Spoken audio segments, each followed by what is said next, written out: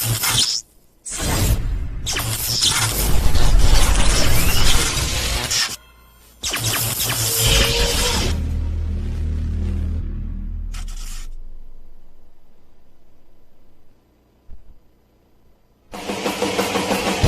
down, busy through the air in the first half, and he gets things going here with a touchdown. Plenty of room for Albert. A beautiful cut into the end zone.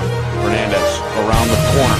Beautiful cut, first down, and more from Reyes. Right side, find the edge, find the sideline. And here's that second gear. Hand off near side, Sanchez, foot race. And he's going to go untouched into the end zone for a touchdown. This time he's got a first down and more. In Pinkerton territory down the far sideline. Snap taken, pitch left side. Roth trying to navigate, breaks a tackle. Clemens back to the air. Deep down the near sideline, he's got a man. Harris Lopez, can he find room to the pylon? Yes, sir. Slant pass, touchdown, Souhegan. Far sideline, Londonderry's going to score a touchdown.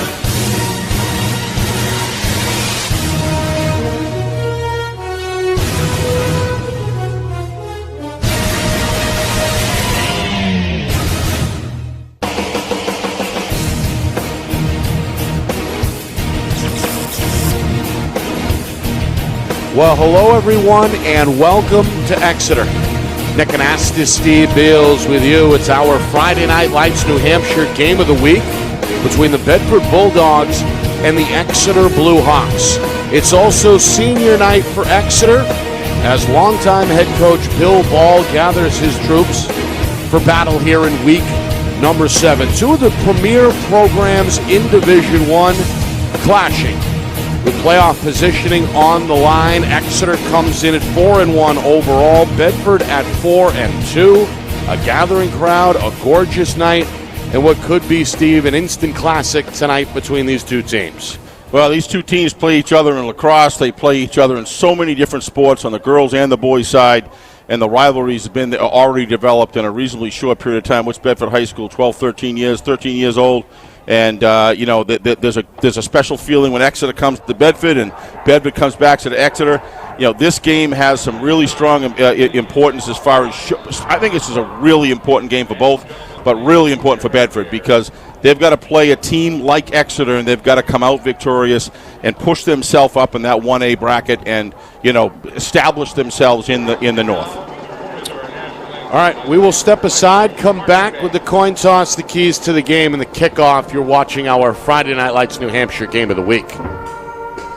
Our broadcast today, as it always is brought to you by Beals Insurance Agency, with locations now in both Bedford and Londonderry. Whether you need home, auto, or business insurance, Beals Insurance will get you both the price and quality coverage that's right for you. Just call 603-471-9999 or visit BealsInsurance.com to request a free quote and start saving money today. Again, that's BealsInsurance.com.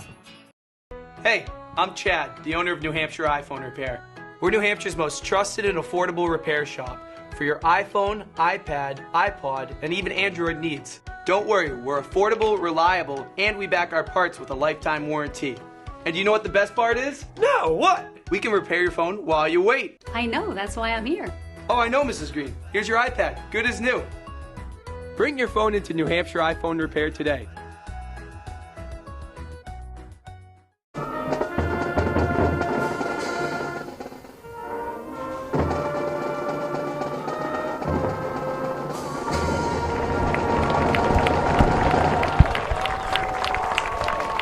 Well, back here at Exeter, the national anthem, well done by the Exeter High School band. Coin toss on the way, football coming up at the top of the hour.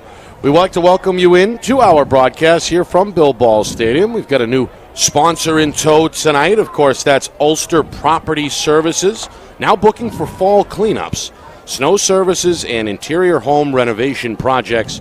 Contact Ulster Property Services at ulsterpropertyservices.com. Serving southern New Hampshire since 2012, Ulster offers commercial and residential landscaping and hardscaping services. Again, that's ulsterpropertyservices.com. Give them a call at 603-714-9931. Steve, a lot on the line. Two very good head coaches. Coach Bill Ball for Exeter, Zach Matthews, of course, for Bedford. What are your keys tonight? Let's start with the Bulldogs. Starting with the Bulldogs, Nick, it starts all obviously right off with Michael. He's got to make good decisions passing and has to decide to run the ball when it's there to force those excellent and well-coached defensive backs from the Exeter off of the receivers so he can pass later. Defensive line has to control the B gap as well as off tackle against that T offense. Let the A's go, get the B gaps, control the off tackle. Going to have to do that tonight against Bill Ball's great running offense.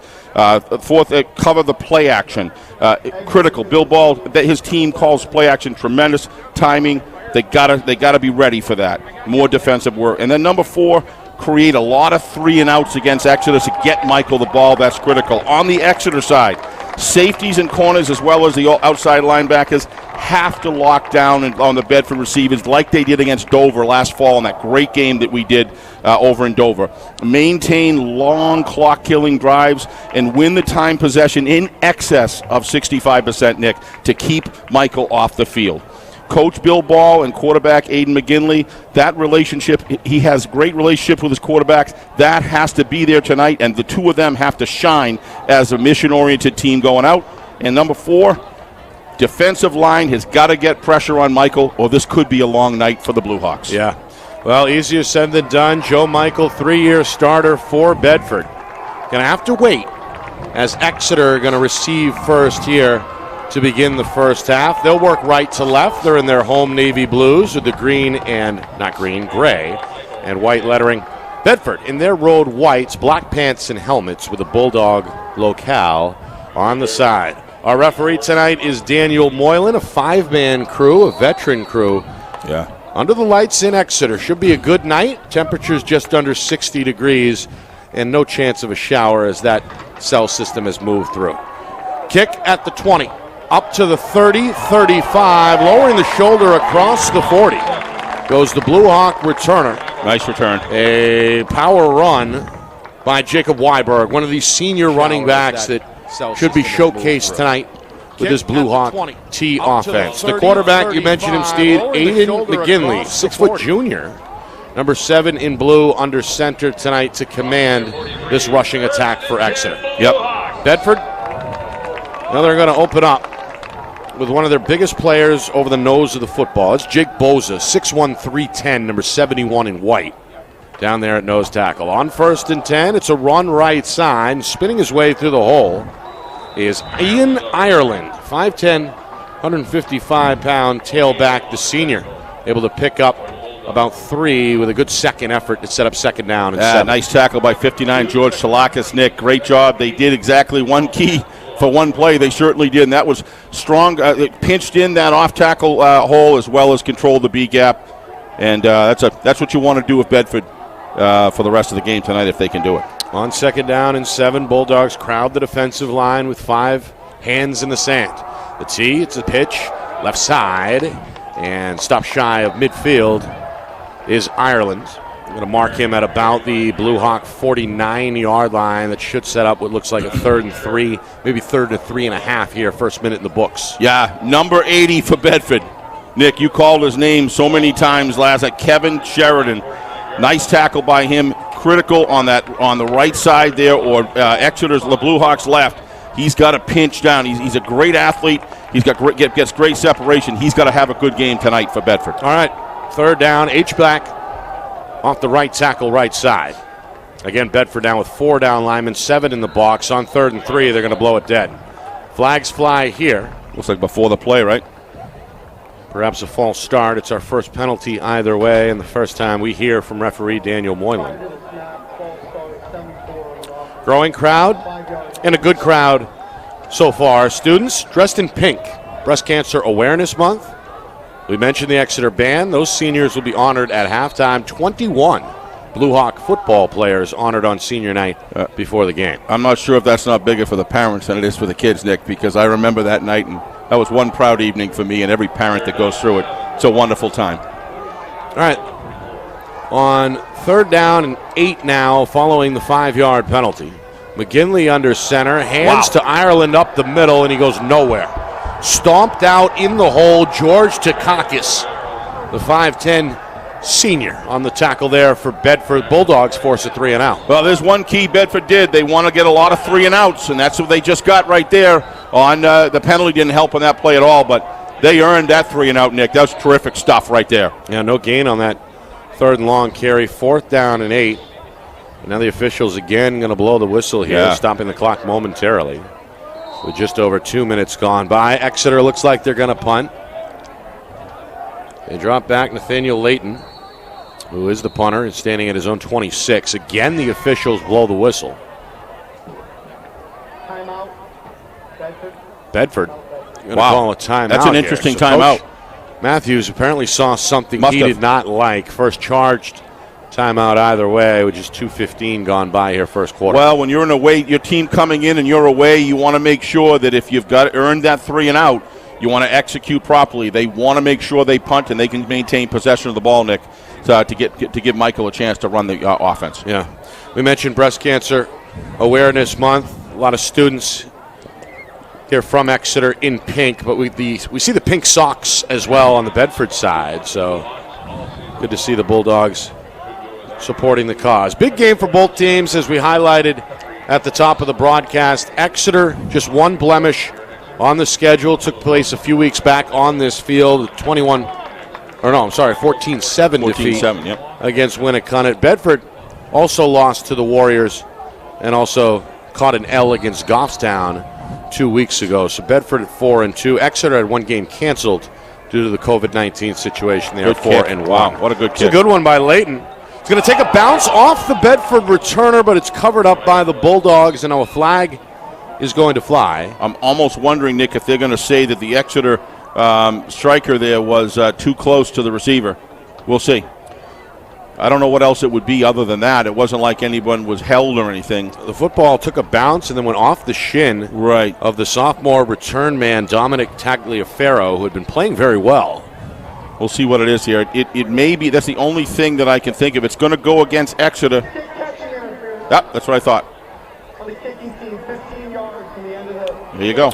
So 2 penalties, 20 yards in the first 3 minutes of the game against the Blue Hawks. Yeah, the player going down field there, I call him a striker, that's going to come in first. It's got to give him a reasonable opportunity, Nick, to catch that ball, as you know. And I do believe that he was pretty tight there. He was in the plane of eyesight, and you've got to be able to break down, give him a yard or so. It's a referee discretion, but that did look pretty tight there. So here is Joe Michael, third-year starter, a senior, going to start out in the pistol look here, facing a 5-man front from Exeter. 2 tight ends shift to the left side on 1st and 10 from the Bulldog 38. It's a run, it's left side, and it's a good one. Logan Spear still going, first down and then some into Blue Hawk territory. Down to the Exeter 46-yard line, a power run up the middle of 16 yards and a Bulldog first down. Yeah, good block by, I think, number 77, Nick, Magnus Steele, if I'm not mistaken. It's 70-something over there. I'll see better when they go over the far end of the line, but they did a terrific job just dominating the line of scrimmage there and giving Magnus a good running lane, and then he earned the rest by himself. Yeah, it's Spear, the tailback, running left side. You mentioned Steele, multi-sport athlete for Bedford, getting a good start up front on 1st and 10. Michael's first pass attempt is right side, and it's caught by his classmate, Andrew Gradinskis. Well, it's going to go for about 5, maybe 6 down to the Blue Hawk 40-yard line. Gradinskis, been valuable all season, has led the team in receptions. Saw him pull in nearly a dozen against Portsmouth back in week number 3. He's got his first drive here and a good positive pickup on first down. Just want to make a correction. As great a player as Magnus is, and I'm sure he's going to check him anytime, that actually was 71, Jake Boza. Who's also the nose tackle. I saw it was 7. I just had to make sure, But you're right, Nick. You're absolutely right. They got Bosa as the left guard. Jacob Ben, sophomore tackle, to his left along the offensive line. On 2nd down and 4, back to the ground. This time it's stuffed up in the hole. Nice job. Much. Tagliaferro, the sophomore, saw an opening initially. It closes quickly. Good job up front by that Exeter defensive line as Matthew Cronin, one of these big seniors down there along the D-line with a tackle. Oh, I thought that was number 2, Nathaniel Layton. He was in there as well, I think. Yeah, they both were. Well, Exeter 3-man front. Some big bodies up there, 260 plus. Yep. For those three. Expected to handle and absorb a lot of the blocks and double teams up front tonight for Exeter. All right, 3rd down and 3. Big early play here, coming up in 5 minutes gone by first quarter. Whole left side, Spear spins his way out of trouble and has the first down. Yeah, he's got it. On the second effort. Needed 3, got about 4, down to the Blue Hawk 35-yard line, first down Bedford. Tackle made out of the secondary by the senior Nate Ross. So far, Bedford doing a pretty good job on the line of scrimmage, moving the ball down. Coach Matthews going to try to establish the run, it looks like, early here. Well, Michael spreads it out a little further here on 1st and 10. He's going to go with a play-action rollout. Throws off the back foot. That catch is complete inside the 25. Down about the 24, Brady Martino, 6-foot junior. Working a drag route there for a first down. Yeah, I'm just watch Michael roll out there and stand right up and nail that hammer and fire that ball. If you're a receiver, you're really happy if you've got Michael as the man throwing to you, because he just hits darts. They're right in the bread basket, and the receivers like that because they can protect themselves, pull the ball in, and turn up field with confidence. A lot of experience under center. He's in the gun look now on the pistol. On a pitch, 1st and 10, Spear. A little bit of room in the flat. Going to make a cut, aiming for the 20. Going to lower the shoulder and get there. Good first down pickup of 3, maybe 4 to set up a 2nd down and 6. Yeah, we talked to Joe last night on F&L Gridiron. You can hear it Thursdays at 6. And seemed like a happy-go-lucky guy. Had kind of a smile on his face during the whole interview. And you could tell, Steve, that he's focused, put in a lot of work during the offseason, and obviously has earned his spot, earned his reputation as one of the best in the business in terms of being a quarterback in New Hampshire. As a high school player, he kind of a little bit Brady-esque, and is a very friendly guy, that seems at ease, but a burning desire inside to win and work out and work hard to develop his game. Another rollout, another throw off the back foot, another completion, right side.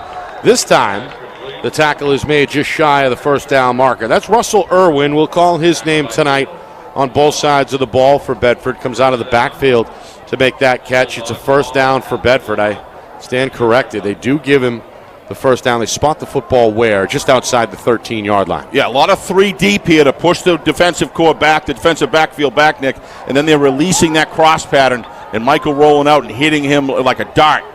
They're going to have to get more pressure on him. This Bedford drive has already lasted over 4 minutes. Spear, 54. Trying to power his way through the middle.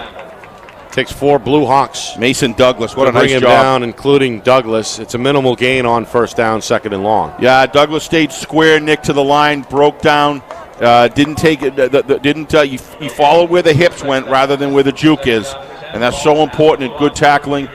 Coach Bill Ball and his squad do a great job at teaching the base fundamentals of the game. You saw it right there. We move inside of 5 minutes, first quarter. Bedford on the march. This drive began back at their own 38-yard line. On 2nd down and 10 from just outside the 12-yard line. Man in motion. They fake to him. They keep it with Michael. Quarterback run, not going to go anywhere. Nice defense there by 26 from Exeter. Ethan Moss, the junior.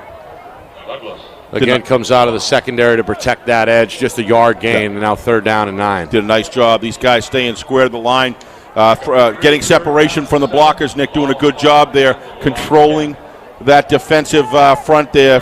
Michael had nowhere to go. All right.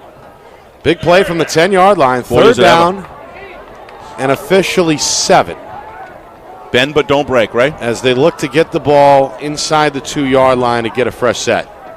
Running backs to each side of Michael in the gun. Exeter shows blitz, and now a whistle here. Coach Ball is irate on the Exeter sideline. A timeout Blue Hawks is called here with just inside of 4 minutes. Coach Ball storming his way onto the turf field to address this defense. I think he was looking at an adjustment there, Nick, once the offensive set from one of his cornerbacks, I believe, or linebackers. I can't tell until they break. But it looks like, I could be wrong, but it looks like he was pretty fired up about not making that adjustment further inside. He waved his arm in. He knows how important this play is. Yeah. If they can create a defensive stand here, that's what they're going to have to do. They're not an offense that generally they're not designed to score 50 points, but they are designed to keep the opposition low and have they want to be the ones, Nick, with the long drives running out the clock. Well, for if sure. You're just joining us, Exeter received the opening kickoff, went 3 and out, punted the football. Yep. And Bedford has held it for nearly now 6 minutes, looking at a 3rd down and 7 coming out of the timeout. Both teams looking for win number 5 here in week number 7, a 9-game regular season. And then, of course, both teams are likely headed to the 8-team tournament, the playoffs, which begin, of course, next month. Well, all right. We added a 3rd camera, Nick, tonight. We did. For our viewers' enjoyment. Hope you're enjoying it. We'll get them up to date in just a moment here as Michael takes a shotgun snap. Has time on 3rd down. Looking. Going to roll right. Now under pressure. Throws. And that one is tipped and incomplete. Wow, there was nobody there, Nick. If he was able to pull that in, I don't know if you saw, Michael was down. There wasn't anybody near. He had a whole lane to run all the way to pay dirt. That was Mason Douglas. Tried to pull it in over his head, but couldn't quite pull it off. And that goes back, Nick, to our keys to the game, where they have to lock down on those defensive backs, and that happened on that play. And a nice job by great 2nd, 3rd, and 4th effort by those defensive linemen to get pressure on Michael. All right. Michael also is Bedford's kicker. Going to break the huddle, and now it looks like he's going to line himself up for what looks like is going to be a 27-yard attempt on the right hash to try to get Bedford on the board here with just inside of 4 minutes remaining in the first quarter. Bulldogs hoping to strike first. The kick is up, and the kick is good. What a great kick. He's got a great arm. He's got a great leg as well, as that one split the uprights with plenty of power. 3-0 Bedford as that one caps off nearly a 6-minute drive. Yeah, that could have been a 42-yard field goal, quite frankly, Nick. Boy. At least. Yeah. So, Bedford picked up several first downs, obviously, on that lengthy drive, and in many ways, Steve, set the tone by scoring first here on the road. Scored first, but they scored 3, not 7. And I think Coach Ball will take that in this situation, but, that's all well and good, but the offense has got to get back to its game, and that is to grind that running game down the field and keep Michael to minimum time. Right now, time of possession is the opposite of what the Blue Hawks have looked at, have wanted at least this far in the first quarter. Yeah. Let's see what they can do here. Yeah, they went 3 and out, picked up a penalty facing a 3rd and short. Yep. Turned into a 3rd and long, and then they had to punt the football. So Exeter hoping to get the ball rolling on their 2nd drive. They have 3 return men deep, Steve. You don't usually see 3, but there are 3 straddling the 10-yard line for Exeter. Well, sometimes they like to have another deep blocker. So whoever gets the ball, the other 2 go and try to create and wedge a seam for them. Let's see if that's what they're looking to do here, especially if they hit it to the middle returner, excuse me. All right, Michael tees it up at the 40. Bedford a 3-0 lead just inside of 4 minutes here, first quarter. Good kick, end over end down the middle, fielded at the 10-yard line. Up over the 20, 25, looking for room right side, and getting just shy of the 28 or so is the return man. That's Ethan Moss, the junior on the far side. They give him an extra yard or so up to the 29-yard line. So good starting field position for drive number 2 for the home team here, trailing by a field goal. Grudinskis in so many things, Nick, is such an important part of this football team. He just checks into the game and does things that you don't necessarily see in the point column, but he's a big part of creating success for the Bulldogs on so many different dimensions, including special teams. You got it. All right, here's that T offense on 1st down and 10 from their own 29-yard line. It's a right side run that again is bottled up.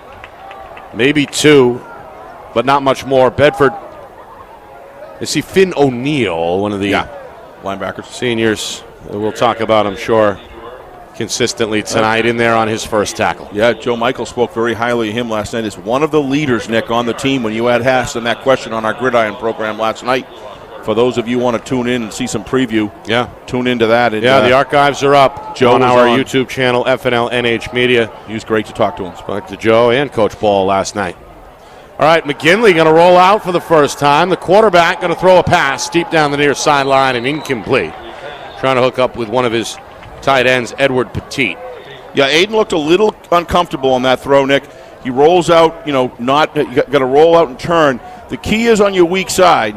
When you roll out in that direction, you've got to set your feet. And especially at the high school level, and in that situation, looked a little bit awkward when he threw the ball, and that's why it sailed on him. Didn't have a ton of separation, but if he threw it on the money, probably a pretty good chance if he was on the money there, could have caught that ball. But the defensive back on Bedford was not much more. That was Gudinskis again. Just praised. He was in the area on the coverage. So 3rd and 8. Bulldog defense again looking to get off the field and force another 3 and out. Exeter looking for their first down. McGinley back to throw under pressure, and he's going to get sacked by Sheridan. Sheridan again. The 20-yard line. Kevin Sheridan, the 6'2 sophomore, found a way to get into the backfield. He brings down McGinley for the big sack, 4th and a mile, and Exeter are going to punt again. Yeah, and it was a big welcome to FNL and H Media when we went to Portsmouth, Nick, and saw the show that Sheridan put on. If you remember in that game, he was lights out. When he catches fire, look out. Yeah, part of that Bulldog defense. Yep. Pitched a shutout that night. Yes, he did. In a 29-0 win over Portsmouth. Meanwhile, Tagliaferro catches a controversial block at midfield and then runs it down the sideline. Flag comes in late. Coach Ball is upset. He thought, Mike, there may have been a block in the back initially on the return. There may have been a late hit at the end of the play as well. The officials trying to sort it out, and Coach Ball really hot under the collar in this first quarter. Yeah, I can't say I blame him on that one. That looked certainly looked at the back, towards the side, the back quadrant, but the referee was right there on it, Nick, and he must have saw something deliberate that made him say, nope, that wasn't far enough on the back. So sometimes what happens is a last-minute slight turn. It's going to be a hold on Bedford. That's what Coach Ball was upset about. I thought it may have been a block in the back. The officials say a hold. Oh, he might have been after that. So I don't know. It's the first Bedford penalty of the game. We saw 2 earlier against Exeter. Okay. Comes with just over 2 minutes to go in this first quarter. Drive number 2 on the way for Bedford. Yeah, Bedford getting good field position here. Short field for Joe Michael to go take his squad out and try to work it down the field again. Another defensive stand for Exeter. Steve, the hold took place at the end of the run. Right. So they're only backed up to the 40. Right. So either way, Bedford still with great field position, to your point. Spear, right side. Follows the right guard and goes downhill inside the 35 to about the 33-yard line. Logan Spear. Yeah, good player. Seemingly becoming the guy out of that backfield. At least he's been so far here through this first quarter. Well, as the season develops, there are guys that just develop during the season. Yeah. I would say another one like that is Pinkerton. I want to make sure I say his name right. I'll get it later, but number 25 from Pinkerton. He's getting more carries to kind of balance out the Albert attack, and it just happens during the year. Michael fakes the pitch right side and tries to find room along the left side. Not much. Cut down in the hole by the Exeter linebacker Bradley Richards, the junior. 3rd down, and it looks like 4 here as we march toward the final minute. First quarter, Bedford trying to get back into field goal range. Yep. Michael connected on a 24-yard attempt to cap off drive number 1. If I was down to the 20, inside the 25, Nick, I think I'd let Michael take a rip at it if it's 3rd and long or 4th and long. Because he's got a leg. 3rd and 4 at the 33 right now. Need to get down inside the 30 to move the sticks. They go with Spear, left side, breaks 1 tackle, gets stood up by a 2nd defender, and then this one is blown dead. I think about a yard, maybe a yard and a half. I think you're right. Shy of that first down stick. So this is an interesting call. Obviously, that's a long field goal, Nick. I don't think they'll be going for that. That might be even outside. That'd be about a 49, maybe even a 50-yarder. Yeah, that's not going to happen. So, didn't get a great spot, in my opinion, either. Just shy of that 32-yard line. Well, so almost 4th and 3 here. Yeah, sometimes, Nick, that's when they call the whistle. But a lot of these Sphere just keeps on working down the field. Right. I agree. It looked to me like could have grabbed another yard there, but it could have been because the whistle was blown. Well, Bedford going to go for it either way. Yep. 4th and 2 officially. Final seconds here, first quarter. The Bulldogs do run a play. Play action roll. The catch is made for a first down. That's the tight end with his 2nd grab. as Cal McAuliffe, his first catch, the junior, is going to bring us to the end of the first quarter. Bedford's drive continues. Bulldogs off to a great start here on the road, leading 3-0. Back to Bill Ball Stadium in a moment. You are watching our Friday Night Lights New Hampshire Game of the Week, presented by Beals Insurance. Our broadcast today, as it always is brought to you by Beals Insurance Agency, with locations now in both Bedford and Londonderry. Whether you need home, auto, or business insurance, Beals Insurance will get you both the price and quality coverage that's right for you. Just call 603-471-9999 or visit BealsInsurance.com to request a free quote and start saving money today. Again, that's BealsInsurance.com. Hey, I'm Chad, the owner of New Hampshire iPhone Repair. We're New Hampshire's most trusted and affordable repair shop for your iPhone, iPad, iPod, and even Android needs. Don't worry, we're affordable, reliable, and we back our parts with a lifetime warranty. And you know what the best part is? No, what? We can repair your phone while you wait. I know, that's why I'm here. Oh, I know, Mrs. Green. Here's your iPad, good as new. Bring your phone into New Hampshire iPhone Repair today.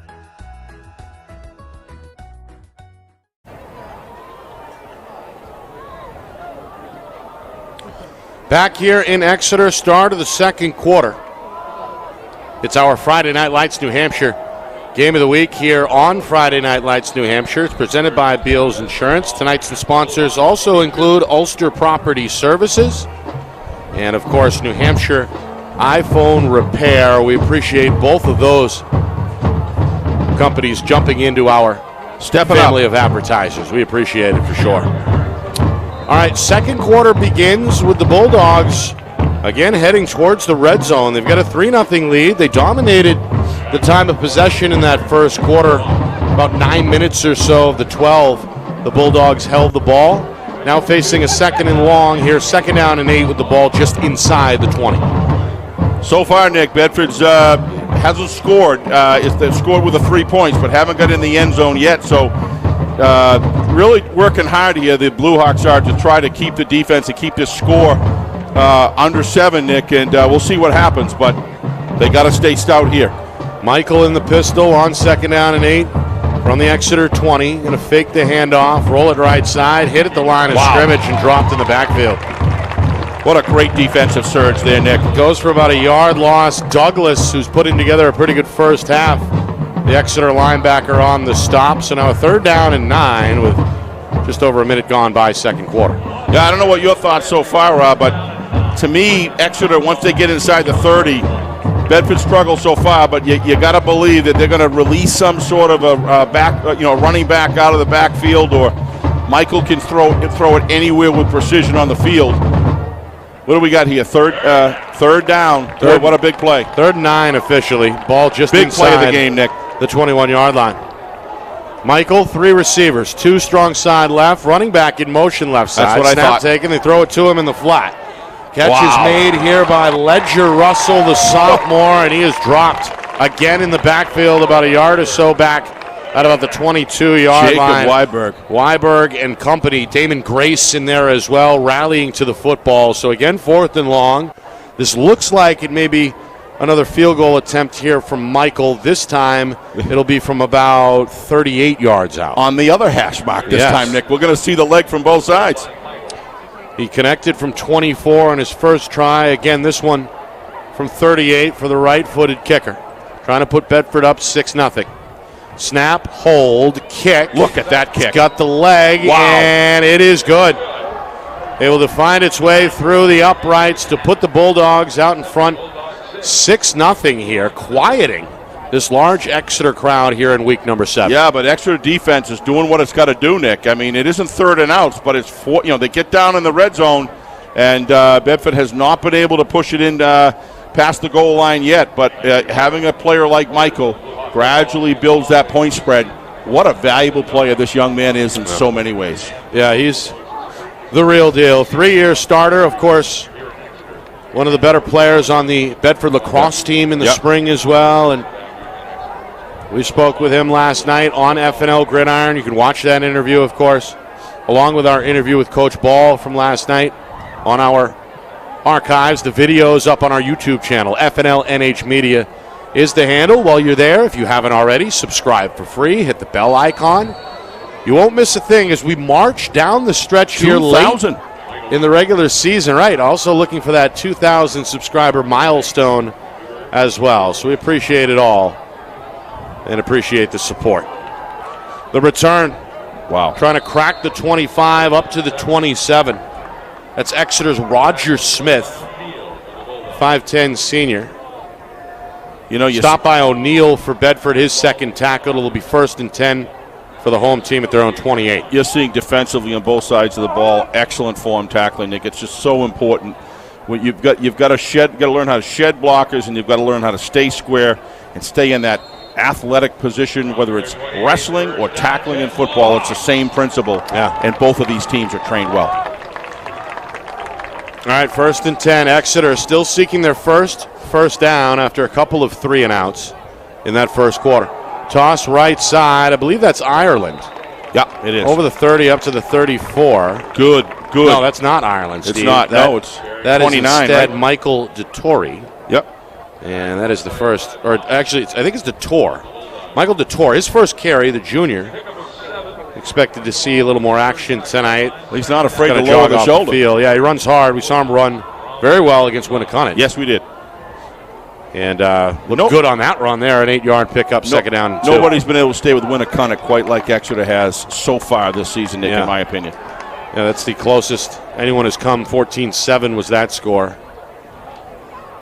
back in week 4. I think he's got it. McGinley depends on the spot. A design quarterback run. That's close. I think he's got it. And the officials I don't know still now. holding off. I say hold up. I thought he had there it, but first down. Yeah, but not quite as much as I thought he did. They did move that ball back, and knee must have hit the ground or something. But no, the offense needed it. Sure did. It's their first down here. They trail 6-0. Just over 3 minutes gone by, second quarter. Bulldogs with 5 down linemen here along the D-line. McGinley, pitch right side. DeTore again, hit at the 45. Bulls his way forward up to about the 46-yard line, tackled by Bedford's Andrew Bunnell. Oh, I'm sorry, that's Evan Shabati, the junior, on the stop there for Bedford. Still a good 8-yard pickup. Nice for stop Exeter by Evan there, but that was quite a ways down the field, Nick, before that happened. Looks to me like they're going to change their blocking approach now, where they're going to start doing something like the toss, the double wing, or the T, where they're pulling two guards, Nick, and then they've got a wing right side. They have the last two downs. They're loading it up. Right, they've gone right side on the run. Now they go up the middle, and that's not going to get anywhere. Yeah, he's got a first down. Well, they didn't need much. They needed, about 2? They get 3, despite the big nose tackle, Jacob Ben, in there on the stop. It is an Exeter first down. So back-to-back pickups, and Exeter on the move now at midfield. Trying to get some momentum here after they've been dormant, or were dormant, offensively in that first quarter.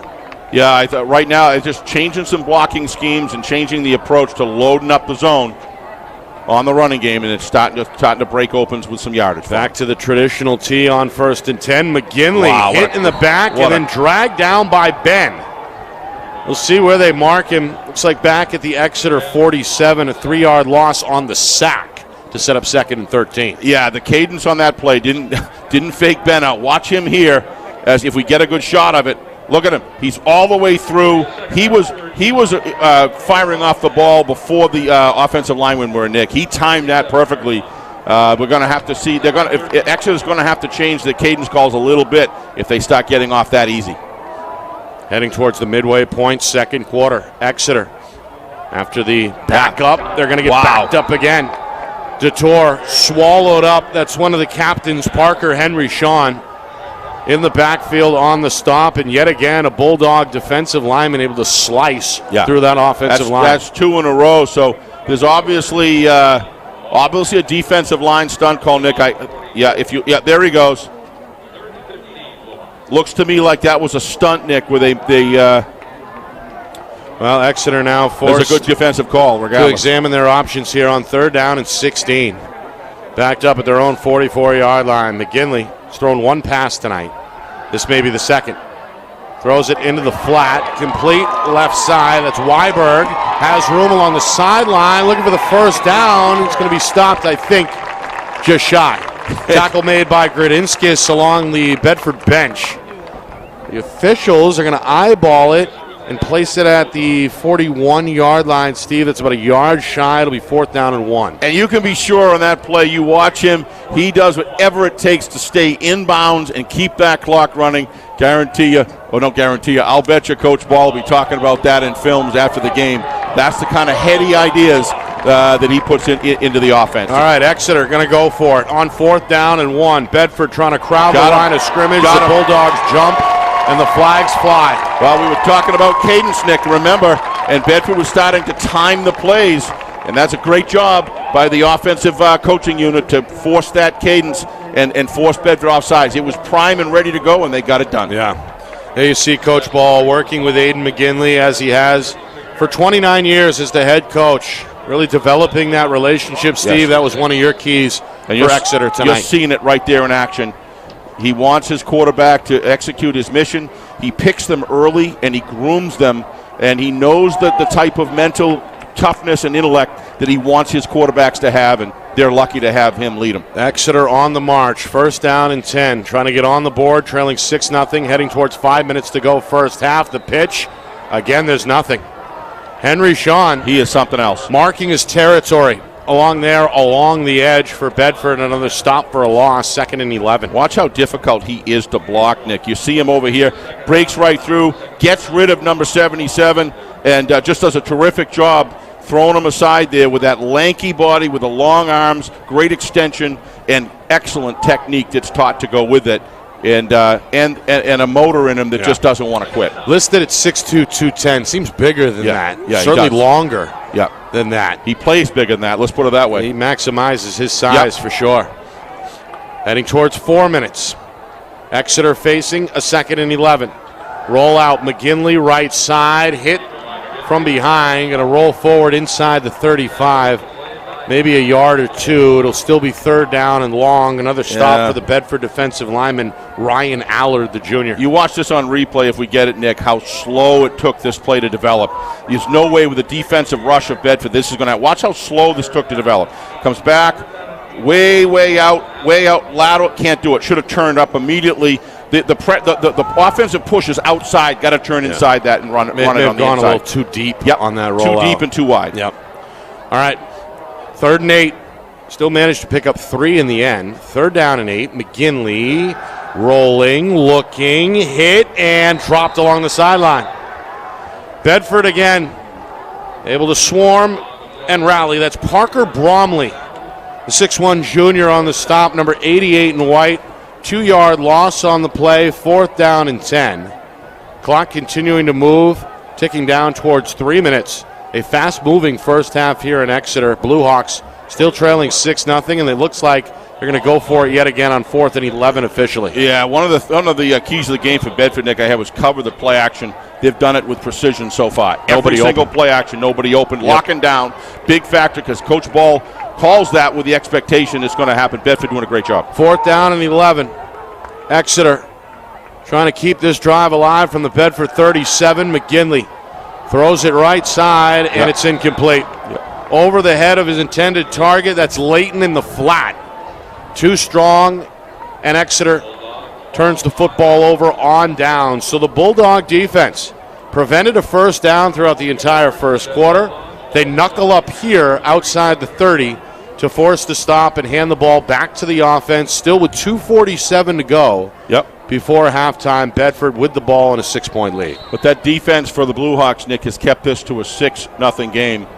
Those aren't two easy kicks working from the hash marks like that Michael hit. He's a very valuable play. He's going to get score on you one way or the other.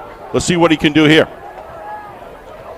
Well, how aggressive does Coach Matthews want to be here? He's going to keep an eye on the clock, obviously. He's going to throw on first down. He's going to throw down the seam. Gradinskis with a sliding grab in Exeter territory at the 36-yard line. Beautiful hook up there. It goes for about 27. Watch the comfort level. Watch that pass. Perfect lead. Perfect position. No way you can intercept that ball. Nobody that I've seen this year with the kind of consistency and the way that he throws the ball, that quick release is so difficult for defensive back to recover on. This is a special quarterback we're watching play. That was his favorite target as well, the fellow senior Gradinskis, with an impressive sliding grab. Meanwhile, rollout throw on first down, not going to go for much. Down inside the 35 at about the 32-yard line. That's McAllister. His second catch. It's a 2-yard grab. It didn't get a lot of it, but it's just technically extremely sound. Meanwhile, the tackle by Layton. Who called the timeout? And now a timeout is called by Bedford. That's their second charged timeout. The Hawks got 2, right? Got 2 left, it says there. They have 2 remaining. Yep. Bedford down to 1, just outside of 2 minutes to go here in this second quarter. Coming up at halftime, a look around the state. Week 7 in action tonight. A scoreboard watch. We'll preview tomorrow's battle between BG and Pinkerton as well, plus a recap of the first half, and of course a preview of the second half as well. The Exeter Band here at Bill Ball Stadium will be in action, and their seniors will be honored as well. So a lot to get to at halftime coming up, still with 2:11 to go in this second quarter. Well, again, Bedford 2 field goals, 24-yard and 38-yarder. It's not a shootout so far. A couple of lengthy drives by the Bulldogs led to those field goals. Exeter opened the game with 2 3-and-outs before coming away empty on a 5-minute drive in the second quarter. All right, Bedford, a 2nd down and 8. Trying to get back into field goal range. Michael in the gun, going to tuck and run. Looking for the 30, has it. Looking for the 25. He's hit there and rolls the first down, though, to about the 24-yard line. Stopped in the end by Exeter's Moss. At the beginning, Nick, we talked about Michael making good decisions. We talked about him, dropping back at passing. If it's not there and the run is, take it. And he did just that right there. He's lethal. Hurry up for the Bulldogs on 1st and 10. Roll out, incomplete. Well, overshot Gradinskis that time at about the 20-yard line. An overthrown pass. Going to bring up 2nd down and 10 from the 25. Clock stop with 1:51. That wasn't his soundest mechanics there, Nick. Looked to me like he kind of threw it sidearm. And you want to always maintain that nailing the hammer up high, over the top, quick release.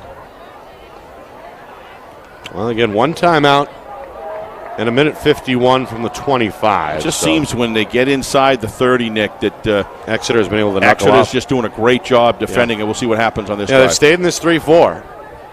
And again, 3 down linemen here on 2nd and 10. Michael rolls left, looks right, now throws back to the left. This one incomplete, out of the back of the end zone.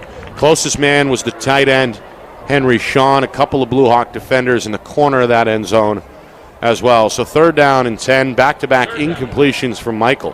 Leo Zeng doing a great job. I believe 27, Nick, just did a great job of not giving up on Michael, staying square and closing the gap and just giving him enough discomfort that he had to get rid of the ball. Nice defensive play there. So we got, 3rd and 10, right? Yep. Big play here again. 3rd and 10. Bulldogs hoping to make it a 2-score game. Oh, I didn't even see the flag.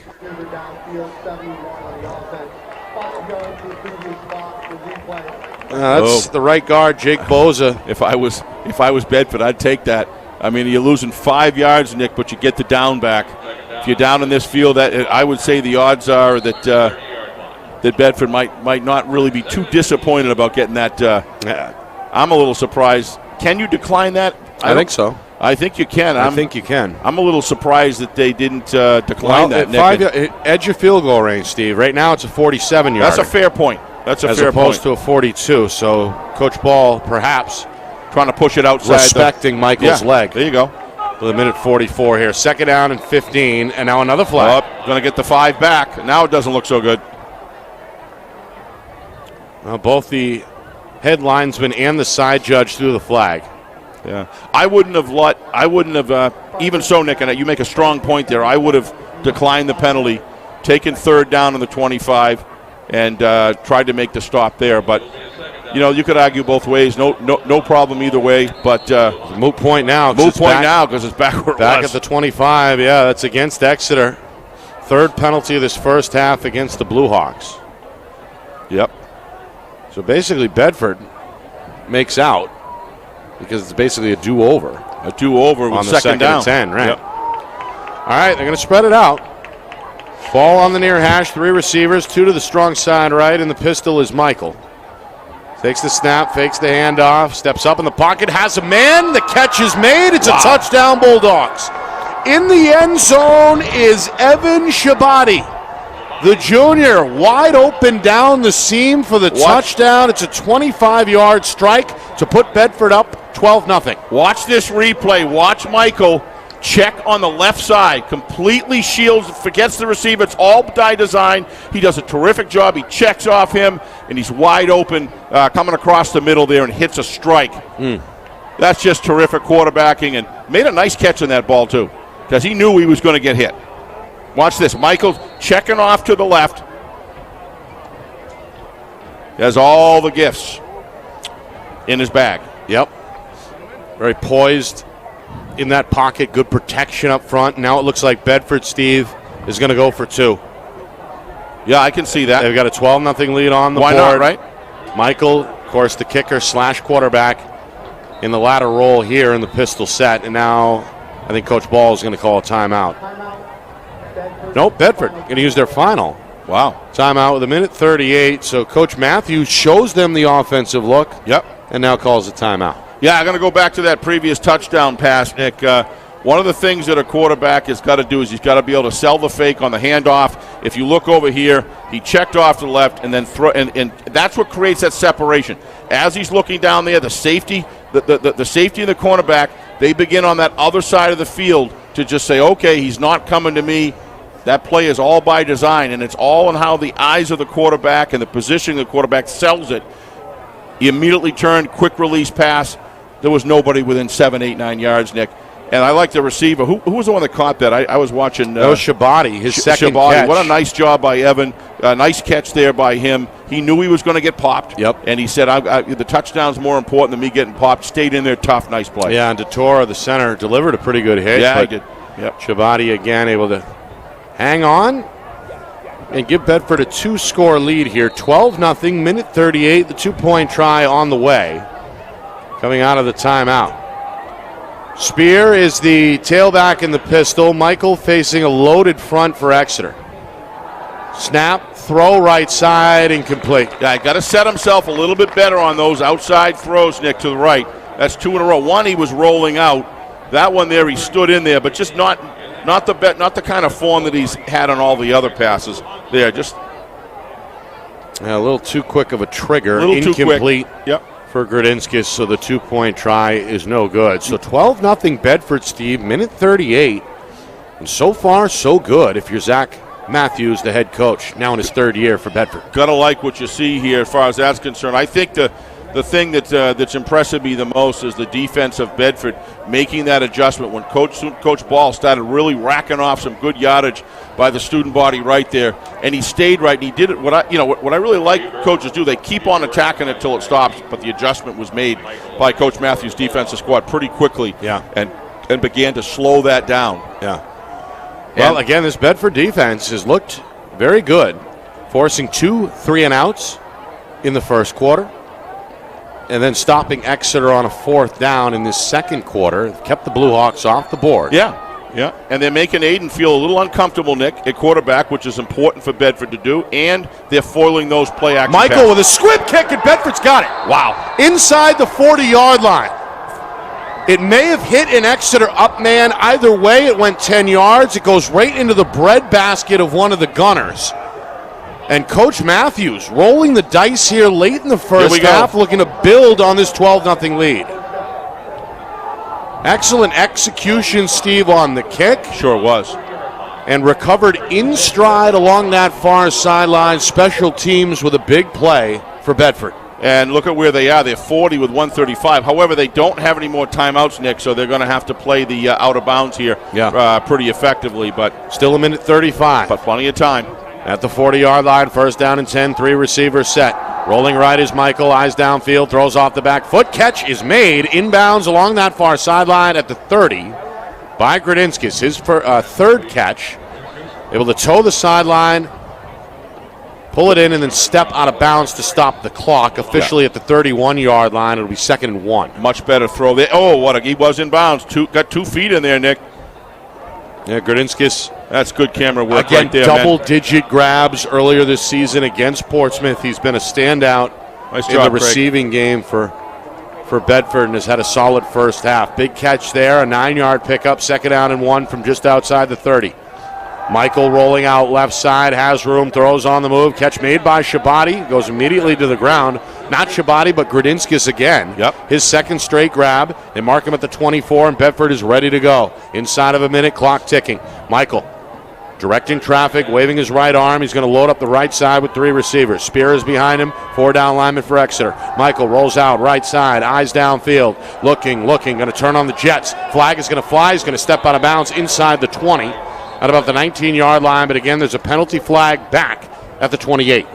Looks to me like a hold, Nick, on either 71 or 72 there. I'm not positive of that, but I believe it. Let's see what we get here.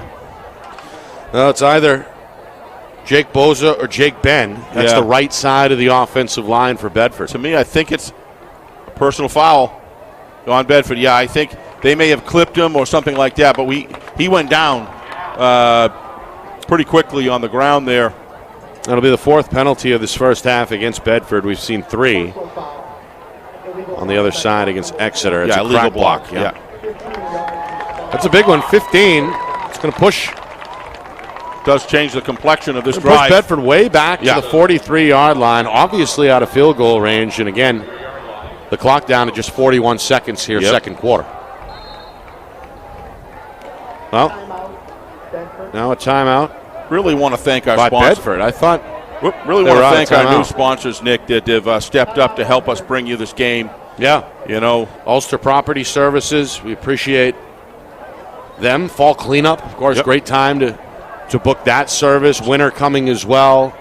Check out their website, Ulster Property Services. Do it all. Snowplowing.com. And then, of course, New Hampshire iPhone Repair. They're right there in Bedford. Been a part of that community for a long time now. And Bedford, Portsmouth. Oh, that's right. At multiple locations. I believe we said Bedford. They're in Nashua. They're in Salem. All over southern New Hampshire, really. Everywhere we go to do games, they've got they're right around that area. Yeah. So check them out, folks. Yeah, especially if you got an older iPhone like myself. Yep. I could use a. And I have to tell you, Karen Rice from Ulster Properties does all the plowing at one of my buildings and does a terrific job, and does so many other things, from building material, doing building stone walls, fall cleanups, like you said, mowing, everything. You name it, he can do it. So thank you for both of those guys. Helping us out, put this game with a 3-camera situation. We really appreciate it. Out of the timeout, Bedford. 3 receivers set. First down and a mile following the penalty. They're going to fake the throw. Michael's still got it. Now he's going to go deep. Deep down the middle and picked off at the 5-yard line.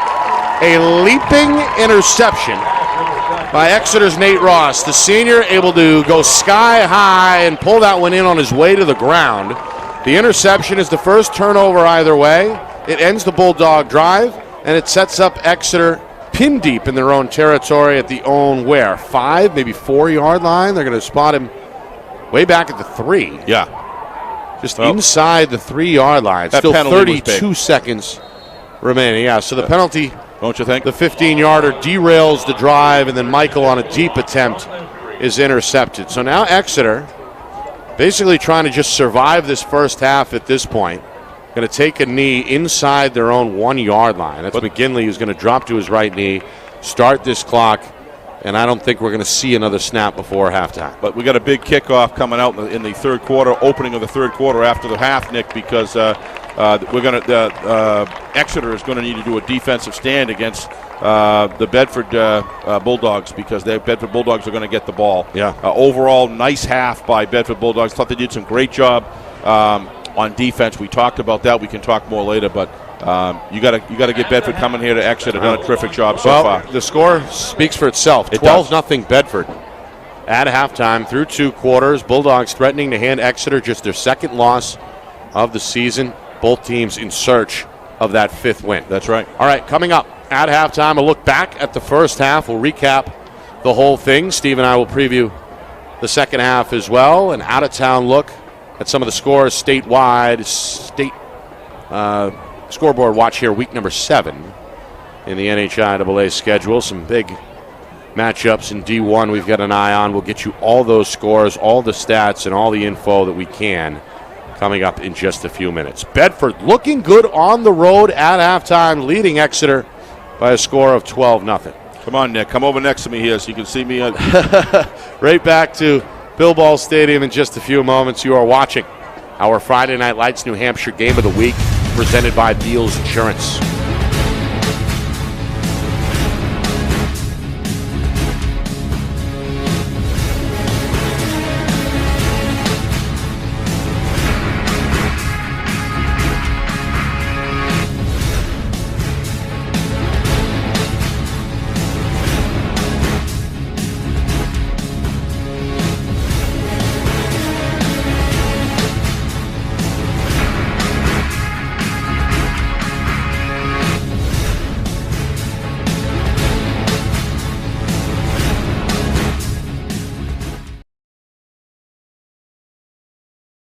Our broadcast today, as it always is brought to you by Beals Insurance Agency, with locations now in both Bedford and Londonderry. Whether you need home, auto, or business insurance, Beals Insurance will get you both the price and quality coverage that's right for you. Just call 603-471-9999 or visit BealsInsurance.com to request a free quote and start saving money today. Again, that's BealsInsurance.com.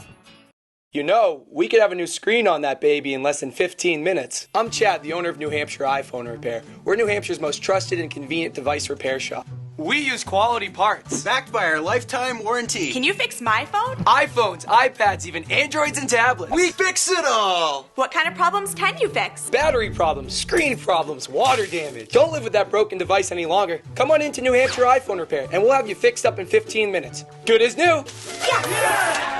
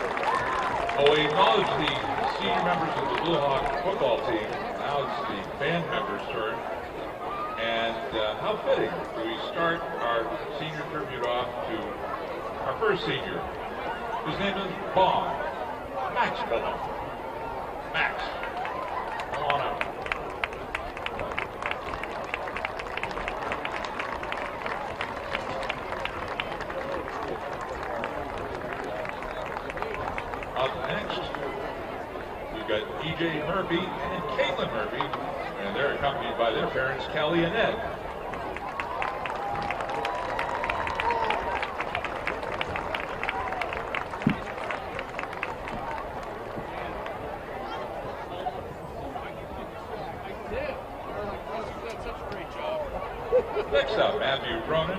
He's accompanied by his parents, Amy and Fred.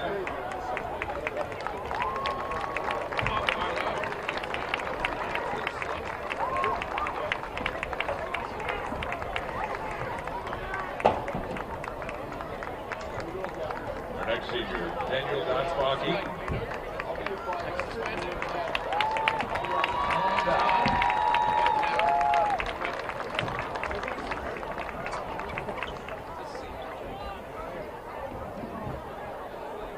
Next up, Andrew Berwanger, accompanied by his parents Colette and Joe, and his brother Mike.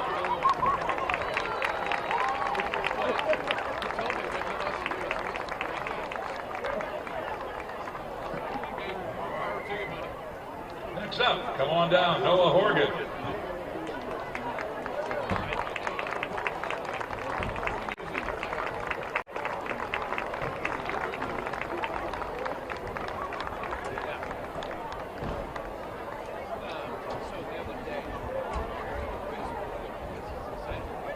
Next, Caroline Savage, accompanied by her parents Eric and Tammy.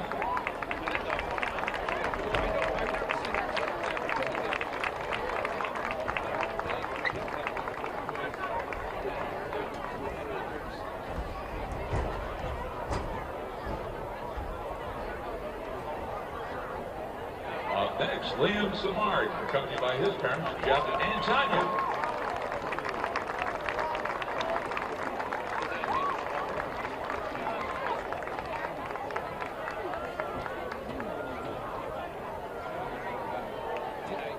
Next, Eva Cooper.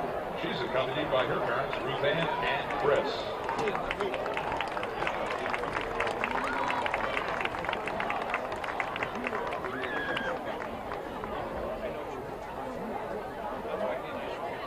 Our next senior, Grant Sorber. He's accompanied by his parents, Ann and Kevin.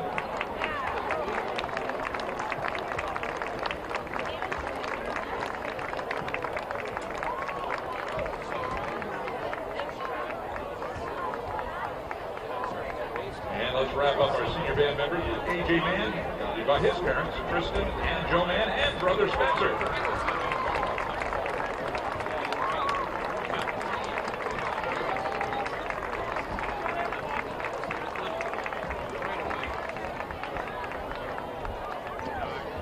Thank you to all the senior band members for your hard work over the years. Parents, thank you for your support. As I said earlier, they couldn't go without you. Thank you to the band, and in particular to Tim Miles, band director. Great job, sir. And they are going to conclude the program with a follow-up. Keeping in the secret agent theme, here it is, Secret Agent Band.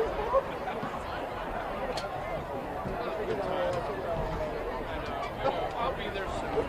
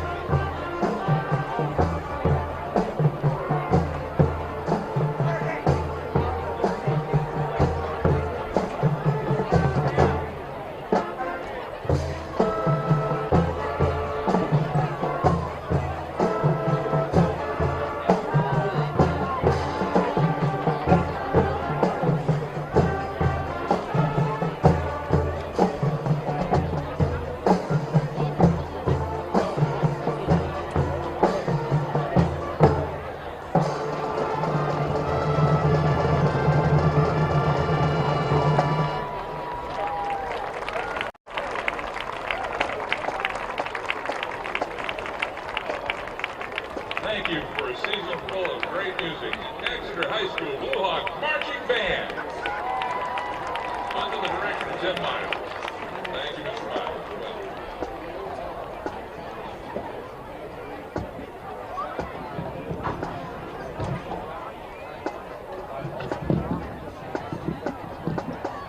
Miles. Fall cleanup, snow services, and interior home renovation projects. Contact Ulster Property Services at ulsterpropertyservices.com. Serving southern New Hampshire since 2012, Ulster offers commercial and residential landscaping and hardscaping services. Again, ulsterpropertyservices.com. Give them a call at 603-714-9931. Bedford a 12-0 lead. Both teams looking for win number 5 here in week number 7. The Bulldog defense looking very good, holding Exeter without a first down in that first quarter. A couple of lengthy Bulldog drives led to a couple of field goals from kicker Joe Michael, 24 yards and 38 yards. Exeter got a little bit of steam in that second quarter. Nearly a 6-minute drive, snubbed out though as they approached the 30. They turned the football over on downs. Bedford came up with a 25-yard touchdown strike from Michael to Chibata for the lone touchdown of that first half. The 2-point try failed. So that is where we are, Steve. 12-0. Bedford really playing an ideal first half. They sure have. I think the two areas that have been terrific intensity on defense on both counts. We'll talk about the offense in a sec, but I think Bedford, Exeter really counts on connecting on those play-action passes.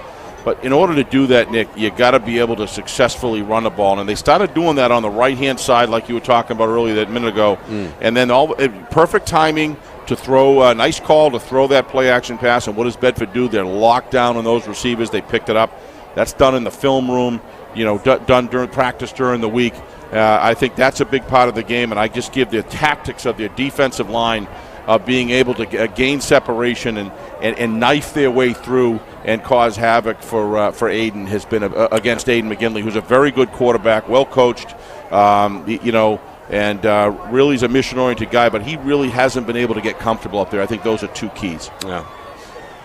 Well, adjustments, as we know, part of the strong suits for each of these head coaches. Coach Ball, 29 years as head coach with Exeter. He's been in the program for 44. He's also, of course, the school's athletic director. And then Zach Matthews, after years of success at Kingswood in the lower divisions, now in his third year as the Bulldogs. Excuse me. What did I say? Kingswood? Yeah, Kearsarge, I meant. So both these coaches certainly capable of throwing a wrinkle into the second half. No doubt. No doubt. Point. All right, let's take a look, Steve, at some of the out-of-town scores. I know this is your favorite part of the broadcast. At least it's mine. Yeah, because you hold it. A battle in Nashua North and Salem Blue Devils holding a 21-14 lead midway through the third. So the Titans hanging around against Salem. They have a lead, or Salem 21, North 14. Salem 21. Okay, and that's where? 5 minutes to go I believe in Nashua. Yeah, midway through the third quarter. Both of these Nashua North and Nashua South teams, don't go in there thinking you're going to play. Forget their records. Don't go in there thinking you're just going to walk over these guys, because it just isn't happening. No. I mean, they're coming out strong in games, and they're giving Salem, sounds to me like everything they can handle. Yeah. Salem has to win out. We know Coach Abraham knows that, and it'll be interesting to see how that game goes in the second half. A battle on the seacoast, Steve. Dover has been down in the dumps lately. Yeah. A 40-0 loss last week, but right now the Green Wave closing in on the end of the first half, leading Portsmouth 14-10 with 2 minutes to go in the second quarter. We'll see how that game ends. That's a good matchup there, Nick. We thought about doing that game, but with Bedford playing Exeter, just had to come here for sure. But a couple of tough weeks, tough schedule for Dover, but we knew the talent has been there. And again, a 4-point lead over Portsmouth just before halftime, 14-10. In Division 2, or go ahead, Steve. I apologize. I'm missing. Did you say Dover's 14? Or Oh, okay. I thought you said that. Dover. Right. Yeah. So top. That game far from over for sure. On top, 14-10, 2 minutes to go, second quarter. Yep. In Division 2, Hanover, a 13-7 lead over Souhegan inside of 4 minutes to go in the first half there. Wow. And also, the West game has been put on pause. That's what the official word is. And that's the extent of the information I have on that. So Wow. West in a delay right now for whatever reason. Had an issue with Exeter at Memorial, a couple weeks ago, right? I'm not sure if that's related or not. I don't know. But again, we'll get an update there with my Blue Knights on pause right now officially. I think that game late in the first half. So those are some out-of-town scores. We'll get you some more, of course, tomorrow. Yeah, Steve, tomorrow night, 6:30, we're in Nashua. Can't BG wait. and Pinkerton, a couple of one-loss teams, 2 D1 heavyweights. Watch your camera, folks. You're going to get Spider-Man down Spider-Man running around the field there. 2 weeks out from Halloween. It's been a Halloween theme tonight. Breast cancer awareness. A lot of pink in the crowd, but that guy. Throw a helmet on him and some shoulder pads. Fan of the Night award. That's Peter Parker himself. Wow. Down there on the turf. Steve, who's your favorite superhero? Wow. I didn't think it would require that much thought. I know. I'm just trying to see if there's a match. I mean, not Spider-Man? I like the old Superman, but I have to say, I used to love to watch Saturday mornings Hercules. Okay. Always liked Hercules. The Herc. Yeah. I didn't know he was eligible, but okay. I guess he's the original superhero. He really is yeah. I mean, he goes back a a few long thousand way. A few thousand years. Well, I like tradition. What can I tell you? I like it. All right. Remember, Exeter, they received the football to open the game, so Bedford is going to get first crack here offensively to begin the third quarter. Boy, you know what I watched the other night on a rerun from decades ago was a $6 million man. Steve Austin. Lee Majors, Steve Austin. Yep. And it was enjoyable, very, very memorable to go back and nostalgia. I may have opened up a can of worms. This could be an interesting second half. No, I'm kidding. I really enjoyed it. All right. Here we go. This crowd trying to get rowdy. Yes, they are. A good halftime performance by the band. Their seniors were honored, and now the Exeter bench getting loud along the home sidelines. Kick is in the air off the right foot of Ethan Moss. Returned here by Tagliaferro. The sophomore sees a hole at the 35 and is going to plunge his way up to about the 39-yard line. Ross on the stop. Still a good return. Good starting field position for the Bulldogs at their own 39-yard line. What great camera work there, Craig. Nice work. Now you're going to see him coming right up the gut. Get a good feel for what it looks like. Yeah, we've got 2 cameras down on the field tonight. You mentioned Craig and Cardoni. And, of course, John Barron in each end zone tonight. We've got Kristen Beals up top in the crow's nest. So we've got all the angles covered here. Of course, Ben Beals, our director, putting it all together back in the Beals Insurance Studios. Pre-snap motion here, Steve, on 1st and 10. They go to the ground. This is Logan Spear. Hard-nosed running, twisting and turning in the hole. Going to get 2, maybe 3 in the end up to the 42-yard line. I drove in here with John Barron, and he is a fun guy to watch, put all of this equipment together. And he gets on a mission. I was lifting all the stuff. I haven't worked that hard in weeks, Nick, or months. But it's a workout. It's a workout. And by the way, tackle he does a terrific job. Was made up front by Gavin Bond, Steve. We'd be remiss if we didn't mention him. Absolutely. Bond, one of their better players, the senior, working hard in the trench tonight, number 77 at the DN spot. Coach Ball very focused down the field. He knows how important this point is in the game. 2nd down and 8. Spear, downhill run, and a good pickup. Shy of the first down, but gets about 5, maybe 6. Up to about the 48-yard line, looking for the 50, so 3rd down and 2 with a minute in the books here, third quarter. Tackle to tackle, Bedford's got a solid group, Nick, and when they're on and they start firing off, big, good height, good extension, well-trained. And some beef, too. One of the bigger offensive lines. And the Bedford Bulldogs youth organization funnels good players in, just like the Exeter youth program does. That's part of the reason why. Which you had a hand in founding, by the way. Well, that's great, but there's a lot of people that have continued that tradition and just doing a terrific job out there. Spear. Again, room up front, Steve. He's got it. O-line, I think, did their job. We need 2. Where are they going to spot him? That's the question. They say 1st down. But youth programs, Nick, are so important to bring in raw, basic fundamentals so the high school coaches can really bring in the finer tunes of the game. Yeah. And then looking to advance those base skills to a higher level, and having a good youth program like both of these towns do is critical. Yeah, two of the better feeder programs. Yep. Well, we heard Coach O'Reilly talking about his youth programs. He's got two of them. Got two of them, the Demons and the Wolverines. Yep. I used to coach junior high league in Bedford, and I can tell you the Wolverines, you better get ready to play them. Yeah. They're a good program, well coached. Great memories. Played the Derry Demons to a 6-0 final. That's about that sounds like it. Yeah, of '94, Steve. Yeah. So I know about the Demons as well. Yep. Meanwhile, up the middle, again a blue wave, as Exeter has been pretty stout between the tackles tonight, defensively by and large. Again, one of their bigger body defensive linemen, the last man up from the pile. That's Matt Cronin, still putting in work there. Is great work here. Look at 1 yard. Look at 75 gain. Yep. Just ties up 79. These guys are the trenches right now, Nick, are fierce. These players are giving everything they got. They know how important a place this is in the game. By the way, that carry was by Owen Christopher, his first tote out of the backfield, the senior, on a 1 yard pickup. Meanwhile, the rollout is incomplete. Looking for Henry Shawn. Behind the play, Michael took a pretty good shot. Yeah, let's take a look at this.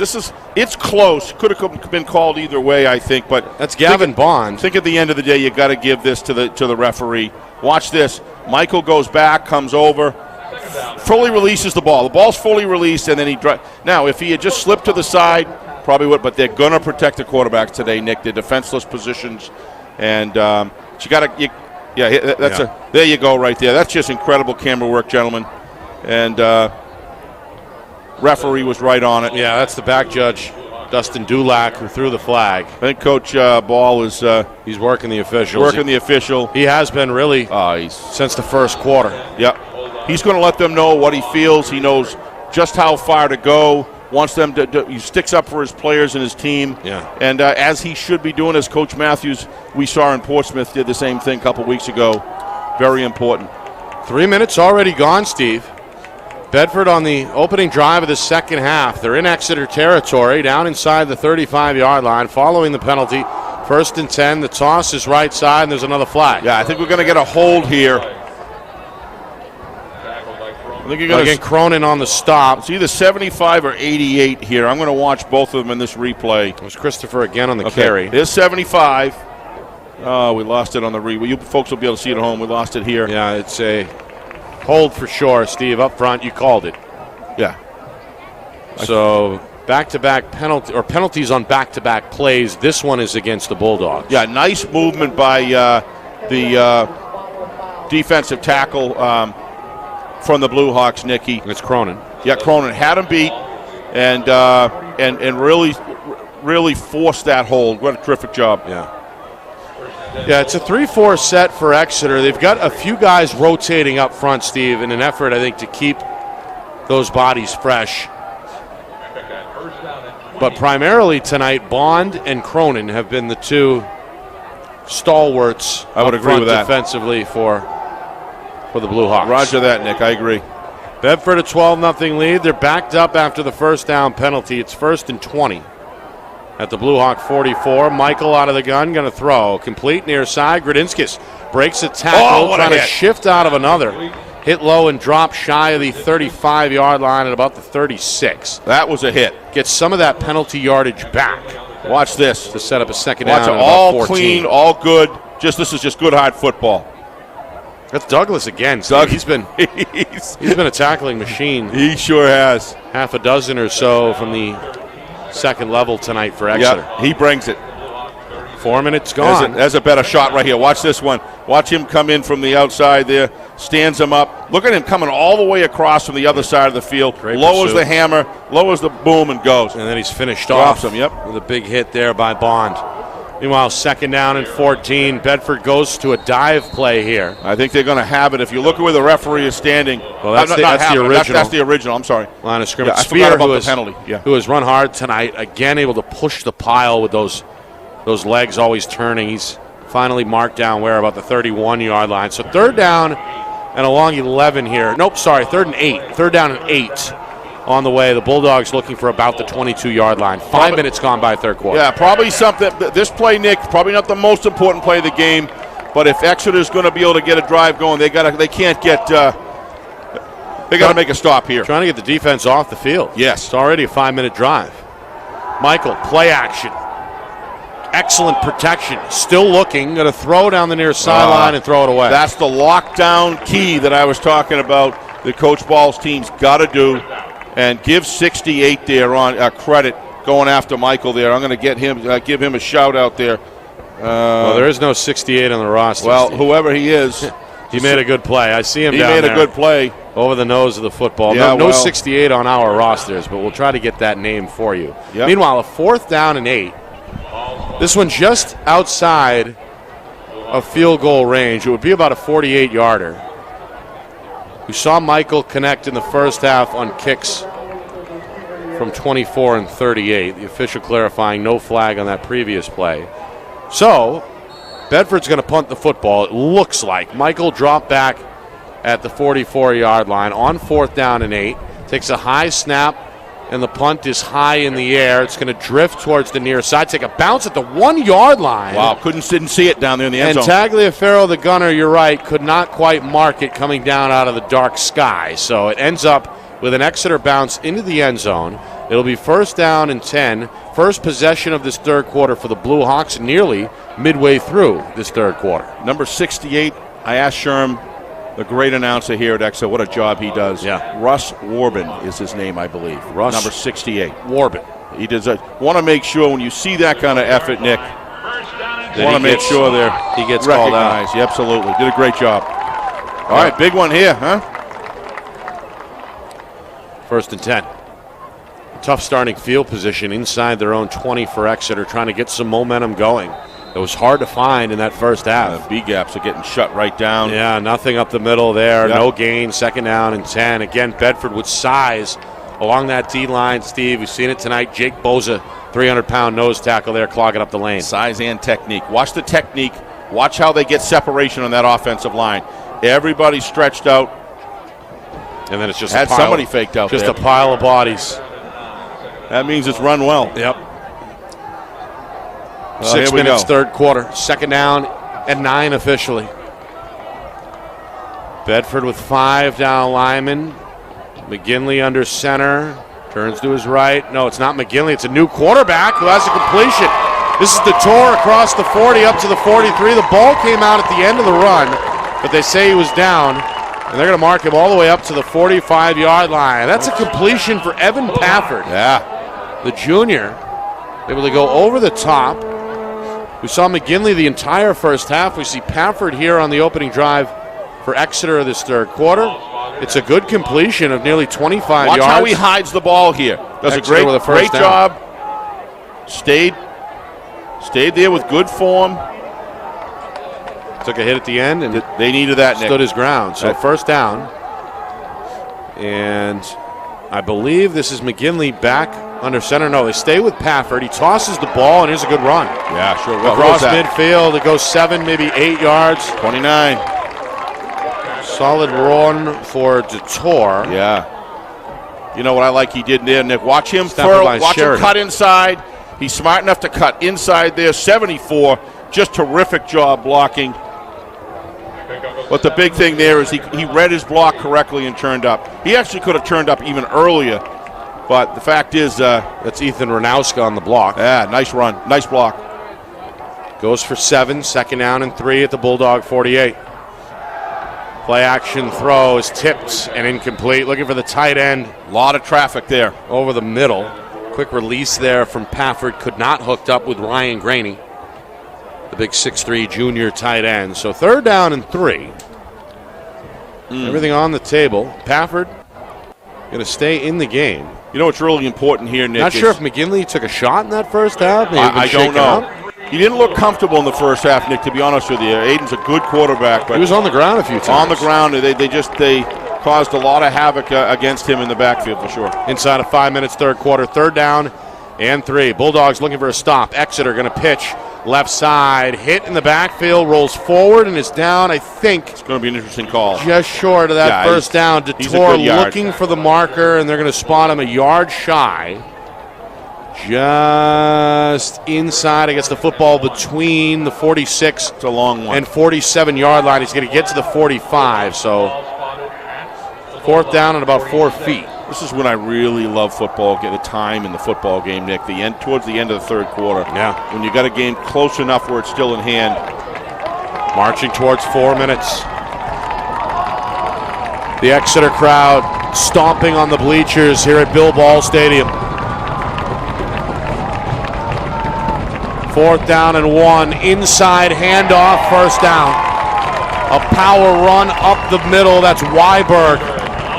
Needed a yard and a half. He gets 2, maybe 3 to keep the drive going. Watch Mason Douglas, 54, come off this thing, lift his defender. Look, what a terrific job by Douglas. Man, watch this. Just thrown back right there. And 77's in it. Boy, he's a physical player. Don't tell me the Exeter Bluehawks don't want this game. Good job collectively up front on that fourth down conversion. Now the rollout. Pafford trying to make a man miss. A flag is going to fly.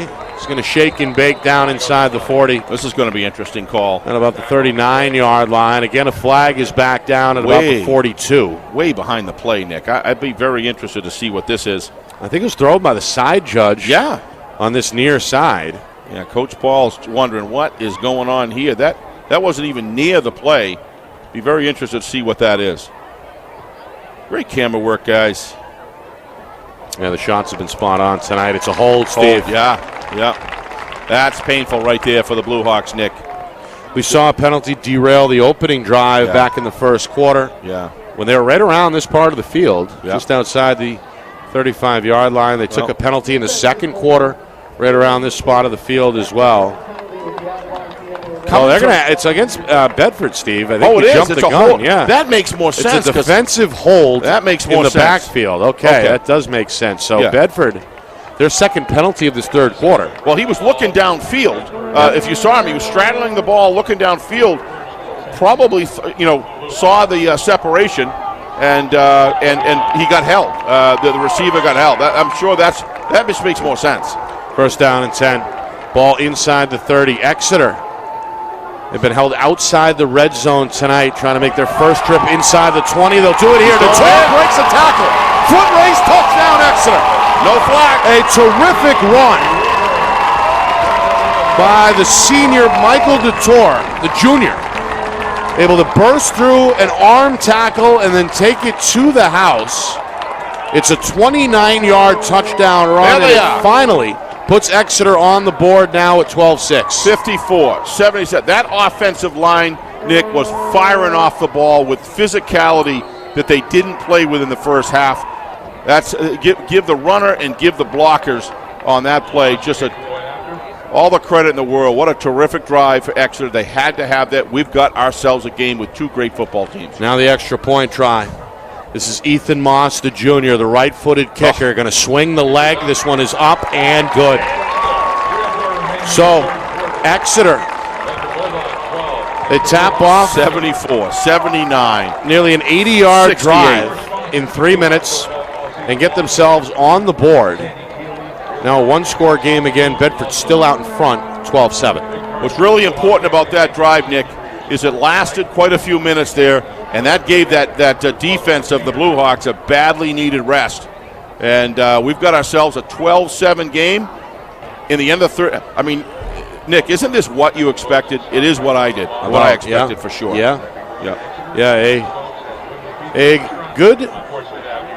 A good barometer for both of these teams as we head down the stretch. Again, after tonight, just 2 weeks remaining in the regular season. Both of these teams expected to be in the playoffs. Bedford comes in at 4-2. Exeter at 4-1 entering tonight.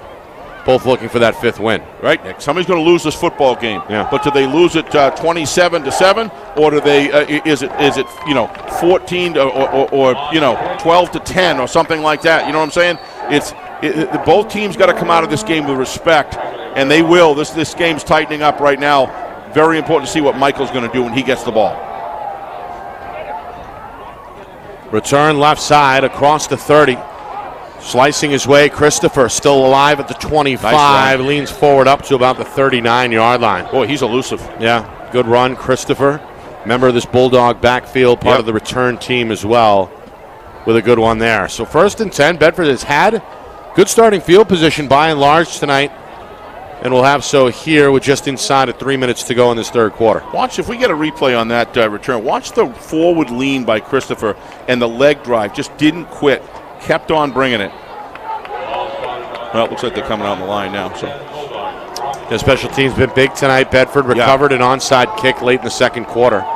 They get a good return here as well. All right, 1st and 10, Michael going to throw. Catch made near side by Tagliaferro, and the sophomore is taken down immediately at about the 45-yard line. That's Moss on the wrap-up. Good tackle for Exeter. Yep, good open field tackle. Nice throw by Michael. They do a great job, Bedford, releasing that receiver in a kind of a stealth fashion, and then they push the cornerbacks deep. That's designed with Bill Ball's excellent defensive backfield. They release him underneath, and they straddle him down the field. And he's got 5-6 yards of cushion. 5-6 yards of cushion, and he's got Michael who can throw a dart anywhere he wants on the field. Coming up on 2 minutes, third quarter. 2nd down and 5 from the Bedford 45. Man in motion, Tagliaferro. They fake the hand to him. They keep it with Michael. He's got it. And he's going to slash his way to midfield. Close to that 1st down. I think he's got it. Nice fake by Michael. Watch him hold the ball in the belly. Tackled by Adam Neal. Yep. And yes, it is a 1st down. Forces the outside to stay outside. Then he sees a line up field and he pulls it. The ball fake, so smooth. So smooth. Mechanically. Very sound. One of the more celebrated quarterbacks statewide. A 3-year starter. Of course, Joe Michael. The unchallenged leader, really, of this group. Well, I haven't seen every single quarterback, so in all fairness, Nick, but this is Division I football. Yeah. And he's as good as anybody, if not the best, in my mind. In the pistol. 100 seconds to go, third quarter. 1st and 10 from just inside the 50 on the Exeter side of the field. The run is left side. And I believe that was Spear. Who was that? It was either Spear. I think so. Or Christopher. I couldn't tell. It was Spear. It was. Goes over left guard this time and does pick up about 3, maybe 4 yards. Officially 2nd down and 7, I guess. Yep. Again, a stop along that left side. Playing hard, Steve.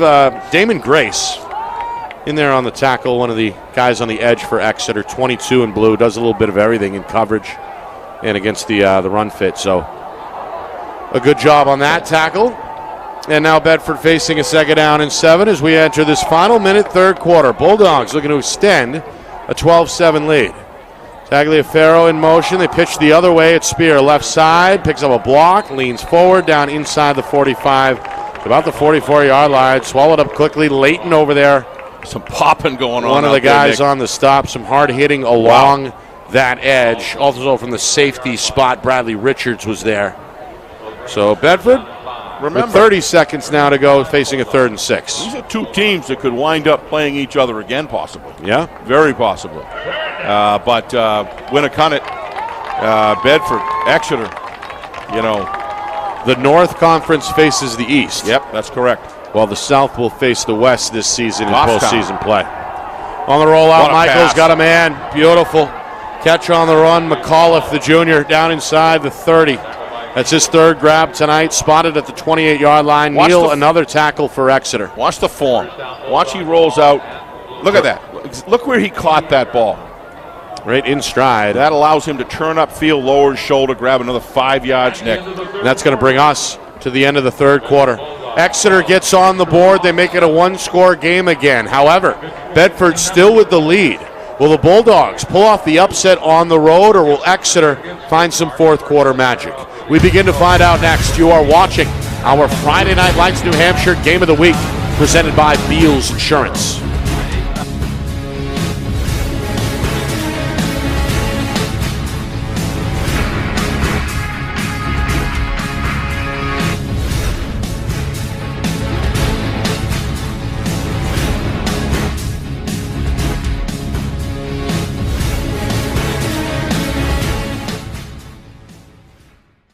Our broadcast today, as it always is brought to you by Beals Insurance Agency, with locations now in both Bedford and Londonderry. Whether you need home, auto, or business insurance, Beals Insurance will get you both the price and quality coverage that's right for you. Just call 603-471-9999 or visit BealsInsurance.com to request a free quote and start saving money today. Again, that's BealsInsurance.com. Is your company interested in showcasing your brand to thousands of high school sports fans across New Hampshire? If not, why not? And if so, let's go. Friday Night Lights New Hampshire is seeking sponsorship partners. It's the perfect way for your company to get out in front of the moms and dads who make up our community. Help us help you, and we can grow together. If you're interested in partnering with Friday Night Lights New Hampshire, then email us at fnlnhmedia@gmail.com. That's fnlnhmedia@gmail.com. Join our team today. I'm going to go at 11:40. Cronin on the tackle for the Bulldogs. All the Bulldogs, 27-yard line. All right, start of the fourth quarter. Second down and 9, facing the Bulldogs, a 1-yard run while we were away. Just 30 seconds in here, fourth quarter. Nick Anastas, Steve Beals, Bedford. A 12-7 lead on the board, approaching the red zone, trying to make this a 2-score game again. Bedford had a 12-0 lead on the board at halftime. Michael, design run. The quarterback is down to the 25-yard line. The 3-year starter has played well tonight. The senior hooked up with the junior receiver Shabati in that second quarter. That's been Bedford's lone touchdown tonight. A couple of field goals for Michael in the first half as well. Gave Bedford that 12-0 lead at halftime. Exeter responded midway through the third with a 29-yard touchdown run by Michael DeTore. So that is where we are, 12-7. Just over a minute gone by fourth quarter. Both of these teams looking for win number 5 here in week number 7. Michael facing a 3rd down and 6. Takes the snap, looking, in some trouble, trying to find a way out of the pocket and cannot. Sacked back at the 30-yard line. That's a big one, Nick. Exeter celebrating. The defensive end, Ryan Graney, on the sack. 4th down now and a long 12. Ball spotted just shy of the 29-yard line. If my math is right, that's about a 46, maybe 47-yarder if Bedford wants to kick here. In that situation, Michael had nowhere to go, Nick. He couldn't run it. Probably trying to throw a ball out of bounds. You just got to tuck it and take it. That you got to give that to the Blue Hawks. They earned that one, and he did the right thing by not throwing it or even attempting to throw it away. Could have been tipped. He was well covered, so not much he could do there. You know, hats off to the Blue Hawk defense right here. They're coming up with big plays. No, they're going to have to do it again on 4th down. Yep. Because Bedford's going to go for it here. 4th down and 12 officially, and now a timeout is going to be called by Bedford. First timeout either way here in the second half. All right. Of course, we want to thank our sponsors tonight. The overall broadcast is presented by Beals Insurance, of course, but I want to welcome the newest member to our broadcasting team. That's Ulster Property Services. They, of course, they offer all kinds of services, including some timely ones as well. Now booking for fall cleanups, snow around the corner, unfortunately. Gutters, windows. Snow services, right, interior home renovation projects. All that and more. General contracting, gutters, windows, paintings, roof, and of course land and hardscaping options as well. 603-714-9931 or visit their website at ulsterpropertyservices.com. All right. Here we go, Steve. 4th down. Coach Ball still animated on the home sideline, directing the offense as he paces up and down the near sideline. Bedford with Michael in the pistol. 2 receivers left side, and Coach Ball is furious. Going to call a timeout here. Barking at, it looks like members of the safety, or secondary for Exeter. Something wrong, I think, coverage-wise there. He knows how, Bill Ball knows how important this play is. He's going to get his guys fired up, and he's going to have high expectations. And for that crew, we knew going in one of the keys of the game, and it wasn't hard to figure it out, Nick. those defensive backfield, the outside linebackers specifically, and the corners and the safeties or safety, they got to lock down on this play and give the opportunity for the defensive line to close in on Michael. And if they can do that, and then you got to have somebody to spy on him. If Michael tries to make a break for it, whether it's your middle linebacker, you got it's Bedford has it all to offer on offense, and he knows how important it is to execute here. It's been fun to watch the pre-snap chess match between these two coaches. Yeah, it has. Coach Ball still fired up on the Exeter sideline. This is one of the more animated times I've seen him.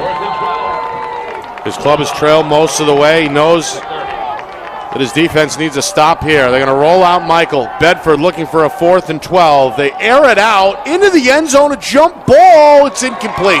Great defense. This is why he called that timeout, Nick. I guarantee you. He knows what had to be. Knows this was the play of the game. Boy, this is going to be a good finish here. Well, a few guys in the area. Moss, Layton, two great teams going at it, and Neal, all involved in the coverage there. The jump ball, well, didn't quite work out for Bedford, despite the fact that Michael threw a pretty good football into the end zone there. Here we go, Nick. All right. 1st and 10, Exeter. Just shy of the 30. They're going to pitch it. This is Weiberg looking for a block, trying to bounce it. Not Weiberg, but Ireland, who's across the 35 up to the 36. A good first down pickup of 6, making 7 officially. 32 from Bedford. That's stopped. Irwin. That's Irwin. What a big stop that was, Nick. He had a lot of room to run. He's one of their veteran leaders in the middle of that defense, Irwin. Yep. Perhaps prevented an even bigger play there. I think so. 3 minutes in, 4th quarter. 2nd down and 3. Exeter from their own 37-yard line. Trailing 12-7 out of the T formation. Handoff, Ireland. Powerful run up the middle. First down. Offensive line, Nick. They're winning the battle at the line of scrimmage right now. These guys came out in the second half, and they're playing with emotion much higher than they did in the first half, and it's paying off on the runs. Yeah, ran with a burst there. Oof. Again, good push up front, as you mentioned. It goes for 7 back-to-back 7-yard pickups. Look at this going back right here. What an unbelievable job by the offensive line. Exeter trying to keep the momentum going here against a 5-man front. Pitch right side. This is Detour. Lowers his shoulder. He's up to the 49. Collapsed upon by Henry Shawn and Irwin. Yep. It goes for 4 to set up a 2nd down and 6. You're doing this against the Bedford defensive line. You're a heck of a good offensive line, Nick, because Bedford's defensive line is something. Excuse me. 2nd down and 6. Exeter looking fluid here on this drive. Had some starts and some stops, so to speak, in that first half. Had a touchdown drive in the 3rd quarter. Inside run, and again, more power running. Good second effort. Close to the first down at the Bedford 45-yard line. That's Weiberg. About a yard shy in the end, 3rd and 1. This is how Bill Ball wants to run his offense for sure, Nick. That offensive line is all set up right there. This is where the rubber meets the road. Yeah, they've been quick to get back to the line too. The pace intensifying. Pafford, he's been the guy under center in the second half. He hands off to the fullback. Irwin meets him in the hole. I'm not sure he's got it. It's going to depend on the spot. I don't think he's got it. Leighton. He was hit right at the line of scrimmage. He's got it. In the end, get enough for a first down. Well, my only excuse was the players right in front of the stick. So the judgment call by the officials on the spot. Yep. So that's a big first down right there. First set of downs, 45-yard line, and now again the Exeter crowd seemingly back into it. And this clock is burning. Nearly 5 minutes gone by, 4th quarter already. Out of the tee, tight end right side on a first down, 4 down lineman for Bedford. Long count by Pafford, pitch right side. Detour trying to cut it upfield, not going to happen. He stopped in his tracks. 88. That's Parker Bromley. Big junior defensive end on the tackle. I think it goes for a loss, maybe a yard. Well, no gain officially in the end, 2nd down and 10. Line of scrimmage, maybe. Going to battle out here on the edge. This is what Bedford's done, Nick. Yeah. Every time that they change up Coach Matthews' defensive coaching staffs. Now it's a 5-3. Yep. On 2nd down and 10. Weiberg left side, powers it up to where? The 40, down to the 40. 39, I think. All right, maybe 5 yards on that. Yep, I'd say about. Looks like we've got 3rd and 5. Yeah. Actually, third and 4, they're going to give him a generous spot. Very generous spot there. And they're going to back it up now. 3rd and 5, we were right the first time. Already midway through fourth quarter. You wonder how many chances Exeter may have. It's a game of inches. Sure is. Coach Ball pacing up and down the sidelines. Coach Matthews doing the same on the far side. He loves these kids. He said it to us the other night. Out of the tee on 3rd down and 5. A long count for Pafford. Going to keep it himself. Bounce it left side. 1st down and then some. Inside the 30, 25 at the 20. Tiptoeing his way out of bounds at about the 18-yard line. Wow, did he hide that ball well, Nick? Kept it on the hip and then bounced outside. Exactly. Watch the way he kips this ball on the hip if we can see it. Watch this. Look at him. Look at that ball hidden. They had no idea. He's still got it hidden now on the chase. He did a great job, and he chose the right angle to beat him outside. Very heady play there. Pushed out of bounds by Colin Chandonnet. Yep. But not before the big pickup of nearly 20. All right. Exeter now inside the red zone, Steve, for the first time tonight. Their touchdown came from 29 yards out. Their first snap inside the 20 results in a run left side, which doesn't go for much. They'll spot it at the 16. Weiberg, a 2-yard carry. Gang tackled no further. And as we head toward 5 minutes now, Exeter facing a 2nd down and 8. A touchdown would give the Blue Hawks their first lead tonight. Bedford's defense, they've been stout, trying to tighten up here on 2nd and 8, just outside of 5 minutes. In the T formation, Pafford, another long count, finally takes the snap. Going to throw on the run. Weiberg pulls it in with one hand, and now he's in the end zone. Touchdown, Exeter. What a game this is. Pafford to Weiberg. They score from 16 yards out, and Exeter, with 5 minutes even remaining, take their first lead 13-12. All being done by the backup quarterback, Nick. How about that, huh? He's looked good. He's looked solid. In this second half, took over for the starter McGinley. And now the Exeter crowd's in the game. On their feet here along the near side of the stadium. 13-12, Exeter likely going to go for 2 here to try to make this a field goal difference. Again, with 5 minutes even remaining in this fourth quarter. Bedford had a 12-0 lead at halftime. Exeter Timeout. got on the board in the third quarter, and now they take their first lead after marching nearly 70 yards on that drive, which was capped off by a 16-yard hookup between Pafford and, well, now we have what, a timeout here? Yep. I think that's the second timeout down on the field. Again, we want to continue to thank our sponsors tonight, New Hampshire iPhone Repair, several locations throughout southern New Hampshire, including Bedford. We appreciate their support. There are the locations: Bedford, Manchester, on the seacoast at Portsmouth, the south at Epping, Salem, and Nashua as well. So New Hampshire iPhone here for you. I could hit 3 of them on the way home. There you go. And we appreciate them jumping on board. Looking forward to working with them down the road. Also, Ulster Property Services as well. Visit ulsterpropertyservices.com. Book your fall cleanup today. All right. Out of the timeout. Exeter now with just 1 timeout remaining. Going to try and get 2 more here to increase their lead to 3. Pafford fumbles the handoff, and that's going to be smothered. Now, some miscommunication, Steve. The handoff not clean as he, I think, tried to hook up with Weiberg left side. The ball ends up on the ground. Pafford covers it up, but the 2-point try fails. This stays a 1-point game with 5 minutes to go. Exeter in front 13-12. That was just a good job knifing by the Bedford line. They've done it more than once tonight. Yeah. Where they've been able to get in the backfield as the ball's being snapped. So we got ourselves a game here. You see a shot of the crowd. It's been packed all night. A lot of standing around along the fence, perimeter behind the end zones. Of course, the far side of the field That's the Bedford Bulldog section. Folks made about a half-hour drive or so east and filled up that far section pretty well, but the noise coming here from the near side, which contains the band, and of course the home fans, which includes the student section. Just want to give credit to John Barron, Craig Incardoni, and Kristen Beals upstairs. They've done a terrific job tonight. It's our video crew. Yeah. Video crew. Now our first night with a third camera. And, boy, I've really been able to enjoy a lot of those shots there to analyze the game after the fact, Nick, too. And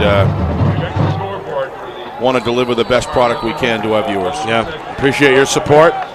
If you haven't subscribed to our channel, please do so. We're on YouTube at FNLNH Media. Hit the subscribe button. It's free to do so. You're in the know the rest of the season. Again, on YouTube at FNLNH Media. 5 minutes to go. Bedford down by a point, trailing for the first time tonight.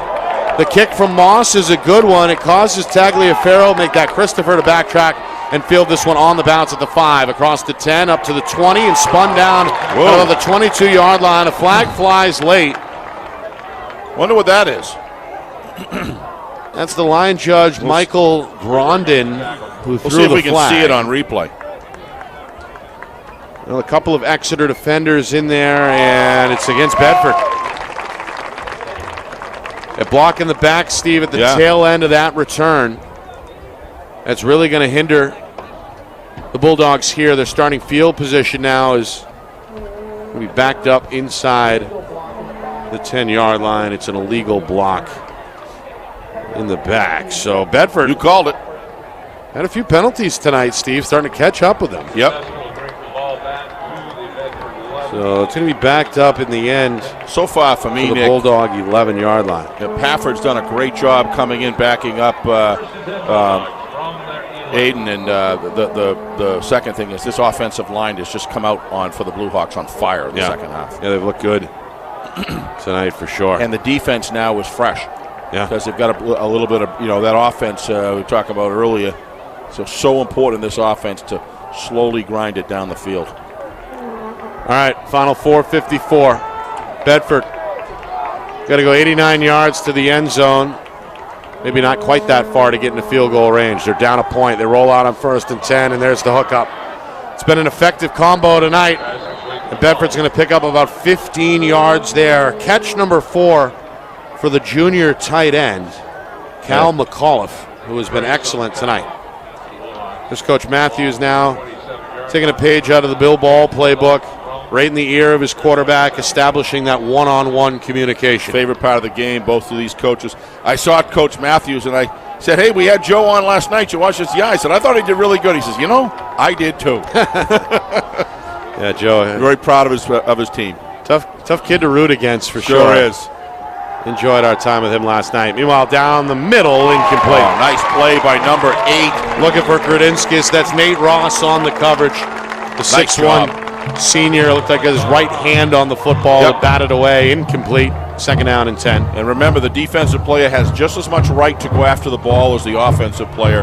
And that was very fundamentally sound defensive back work there. Did a nice job. Yeah, hung with him step for step and timed the swat correctly there to knock it away. So 2nd down and 10. Just outside of 4 minutes. That Exeter band pounding the drums. Home fans hoping the defense can come up with a stop. They're back in it now. Blue Hawks trying to protect a 1-point lead. Bedford from their own 27, a 2nd down and 10. Michael spreads the field, looks to throw over the middle. It's incomplete. In and out of the hands of the intended target. That's the sophomore Tagliaferro. Incomplete. Now a 3rd down and 10 coming. The biggest play so far of the football game. I agree with you, Nick. It is, and it's the momentum has kind of shifted here. The other thing that you got to think about a bit, this is not 4-down territory clearly. So as you aptly said, this is the play right here, and one way or another, if Bedford does not get this, they have 2 timeouts. They have 2 timeouts, but deep in their own territory. They're going to be deep in their own territory, and likely have to punt. But we'll see here. 4th down, not yet. It's 3rd and 10. They go to the ground. Tagliaferro on a stretch run. He's going to be drilled at the 30-yard line. That's Weiberg. Comes out of the sky to make that form tackle. smokes. About 6 yards shy of the marker, Steve. It's a gain of 4, a 4th down and 6. Tackle made inbounds, so the clock continues to tick as well, down to 3:45 and counting here in quarter number 4. You want to see a form tackle. Go see a breakdown. There you go, right there. Breakdown tackle, terrific job. Look at this. Just textbook tackling. Lifts him, drives him back. That's what stops him from getting any forward yardage beyond Looks like the a point tackle of attack. you'd see out of a drill in August. I don't know about August. Maybe in November. Timeout here on the You field. had me going there, Nick. August, I said. No, we used to hit hard in August. That was the worst month. Yeah, but I meant the technical soundness of it is more that's like mid-season form. That's mid-season form Absolutely. right there. Wow, what a... But the August practices, you just line up and keep hitting each other for 2-3 hours, right? That's usually how it works. Yeah, so whatever Bill Ball, whatever kind of Kool-Aid he put in the drinks, the water can, it's working in the second half here. Timeout here on the field, 3:25. I also give Coach Ball a lot of credit. I think that defensive timeout where he went out there fired up because they did not respond to the keys that were given to them. Yeah. I think that was a big turning point. Great coaches. We talk about it in lacrosse. Chris Cameron does it as good as anybody in lacrosse. Bill Ball. Coach O'Reilly. And that comes with, of course. And I'm going to throw Jimmy Lozon in there, too. 4 decades on the job here. 29 as the head coach. 44 years associated with the program. You're going to learn a thing or two about the timeout game. He and Coach O'Reilly do a terrific Meanwhile, job. Steve, I think Bedford's going to go for it. They just called their second timeout. I'm really surprised here. And now with 4th and 6, they're going to keep the offense on the field. You know what I think? With 3:25 to go. I think that at this point, they feel their offense has got a better chance than the defense the way the Blue Hawks have played. Michael on the rollout. Trying to keep the drive alive. Going to tuck, going to run. He's going to get up to the 35. He's met right there. I don't think he has it. And let's see. It's going to be very close. Leighton made the stop out of the secondary. The officials are looking at each other. No, he does They're not going to place it at about the 35.5-yard line. Needs to get to the 36, and he is short. The Exeter sideline responds in jubilee.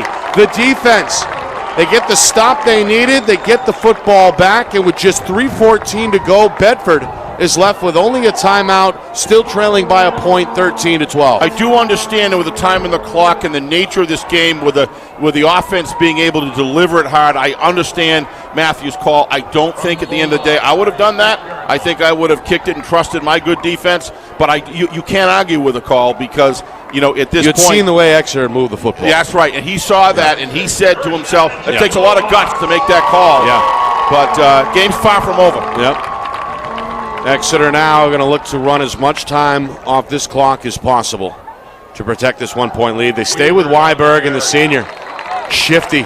He is playing a game, isn't he? Gets down to the 31-yard line. Looked like he was dead at the line. Instead, he picks up 5 to set up a 2nd down and 5. Coach Matthews going to hold off for now on using his final timeout. He's going to bring the clock inside of 3 minutes. This is all planned out by Coach Matthews. This is what he wanted to do. He said, you know what?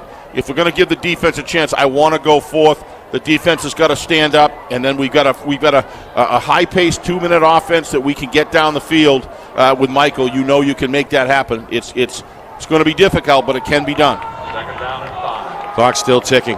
Down to 2.5. 2nd down and 5. Exeter going to stay in the tee. Bedford with 5 down linemen. They crowd the box with 9. Snap, taken, fumble. Ball's on the ground. Pafford may have fallen back onto it. Bedford says they have it. The officials trying to clarify. The Bulldogs celebrating. They have the football. They got it. Bedford's got it. Pafford with the fumble. He had played so well in the second half, but Let's take a look at this. What fumbled happened? the snap. And then Bedford had 3 white jerseys in the area. One of them recovered. There you see Pafford had a shot at it. The ball betrays him. It goes out behind him. Spear is there. Also, Colin Chandonnet is on the scene. I think he was the guy who got it in the end. Yeah. Bedford gets the first Exeter turnover of the night. Give Bedford credit. They were in on that. They did not give up. They're playing right to the whistle on every single play, and that's what happens. And they'll get another chance here with 2:21 to go. Still with a timeout as well in the back pocket. Michael rolls out. Throw complete. Gradinskis tackled inbounds along the near sideline over the 40 up to the 42, about a yard shy of that first down marker. 2nd down and 1. Well, they only got 1 timeout. You may have wanted to get out of bounds in that situation, Nick, and turn to the outside. Good job by Exeter to tackle. Good job by Exeter to hold him inbounds. where you are right. Inside of 2 minutes. Hurry up offense. Michael on second down and short. Rolls right side. Complete again. Grodinskis across the 50 this time. Tiptoes out of bounds at the Exeter 48-yard line. That is a Bedford first down. And that'll allow Michael, you saw he was able to come off the field and get a play. Michael trying to get himself in range. See, that getting out of bounds gives Coach Matthews and Coach Michael an opportunity to communicate. High school level, it's just so important. Probably getting 2 plays. No radio in the helmet. Getting 2 plays. Yep. Tell him what he wants to tell him. Stay calm. Hold on to the football. Don't be afraid to run if it's there, but get out of bounds. All that sort of stuff. So minute 52. Michael trying to get into field goal range. He's the kicker. He connected from 24 yards and 38 yards out in the first half. Play action throw on 1st and 10. Rolls left side. Now got a tuck, going to run. Looking for the sideline at the 45 and does get there. Out of bounds at about the 45-yard line. Chased out on a good hustle play by Grace. But not before he picks up about 3 to set up a 2nd and 7. Yeah, he needed more than 3 there, though, Nick. That's a kind of I don't know. It looked to me if he turned up field, he had a lot of yardage to get. I think Exeter would take that. I think Exeter will take that any day because with Michael, as long as you get down to the 20, 25, 27, you got an opportunity for a field goal, which will get it done. Yeah, again, we've seen that leg on display all season. I think I would have turned up field if I was Michael. As we mentioned, connected on a long 38-yard field goal attempt to that second. It's a minute 44 with 1 timeout, not 44 seconds. Right. 2nd down and 8, Michael in the pistol. 3 receivers right side, got to roll to that right side, looking, has time. Eyes still downfield, now going to throw a bomb down the far sideline out of bounds. Yeah. Nothing open. Again, good coverage. Really wanted a first down on that last secondary. He would have had a first down if he turned up field, Nick, because he had some open space, and he's an excellent runner. Get down to the 34, 33, 35 maybe. In that situation, you got a first down. You don't have to use a timeout. You get your players up there, and now you're looking at about 10 to 15 yards to get in field goal territory. I think his eyes were on the sideline, concerned with the clock. I do, and I understand that. On that previous run. So now a 3rd down. We're just trying to 7. We're just trying to analyze. Sure. Analyze. Why not? Right? It's easy for us up here. They got not being chased by 11 guys. Right? Absolutely. He's not afraid of anybody. All right, Michael. Can he deliver here on 3rd and long? Exeter only with 3 down linemen here, Steve. They're going to drop 8 in coverage, it looks like. Snap taken, rolls right. Still on the move, throws. This one is incomplete. Almost intercepted. Looking for Tagliaferro. The sophomore took a shot. Now it's Leighton had a chance maybe for an interception there, but couldn't pull it in. And now Bedford down to a 4th down here with a minute 29 to go. 4th down and 7. Plenty of time, but they're out of downs. Yeah. Exeter trying to get one more stop. They trailed 12-0 at halftime. Nick, they got 3rd down? There's a flag here, Steve. Oh, the flag. Okay, that's why they didn't make it 4th down. Yeah, at the line of scrimmage, a flag. And again, it looks like it's going to go against Bedford. I believe, Steve, Exeter has been penalty-free in the second half, while Bedford is starting to pile them up. I don't recall a penalty on Exeter. Not in the second half. No. Bedford, meanwhile, with at least 3. They had a share in the first. Yep. But, yeah. But at least 3 in the second half against Bedford, including this one, which cost them 10 yards. The ball back in the Bulldog territory at the 43-yard line. That means it's what? 4th down? 3rd down. Oh, sorry, 3rd down. Yeah, and 18 officially. 3rd and 18. As opposed to of declining it and essentially 4th and 9. 4th, yeah, and 8 or 9. Yeah, 4th and 8. Coach Ball decides to take it, push him back 4th further. and 18. So here we go, Michael, on a 3rd down and 18. 2 linemen, defensive linemen. Yeah, 2-man rush here, so he's going to have time. He's way back at his own 30. Rolls out now to the near sideline at the 40. Tiptoes at the 45. Now going to tuck and run. Makes a couple of guys miss. Spins. He's near the 1st down marker. Ball jarred loose. Officials say it hit the ground. No fumble. And now the decision is whether or not to move the chains here. No, it's minute 13 to go. The officials they're going to say, hold on. They want a measurement. That is very close. Coach Ball is eyeballing it along the near sideline. Right now, it looks like it's a few inches short. It's a Blue Hawk down. I don't know who it is, but... Oh, yeah, you're right. I didn't even see that. There's an Exeter player. Look at Michael running for his... Shake it up. Running for the season right here. Trying to stretch out at the end there. They kind of dropped it back. The only thing I can think of is that Michael's knee was on the ground, but it looked on the outstretch like he He had another 3/4 of a yard. Right, there. exactly, trying to get that. But that extra yardage. his knees could have been on the ground. I don't know. Meanwhile, the injured Exeter player, Steve, I still don't know who that. It's not third down, guys. Who that was. It's going to be 4th and inches here. The Blue Hawks have gotten the injured player off the field, and now the chain gang is going to measure.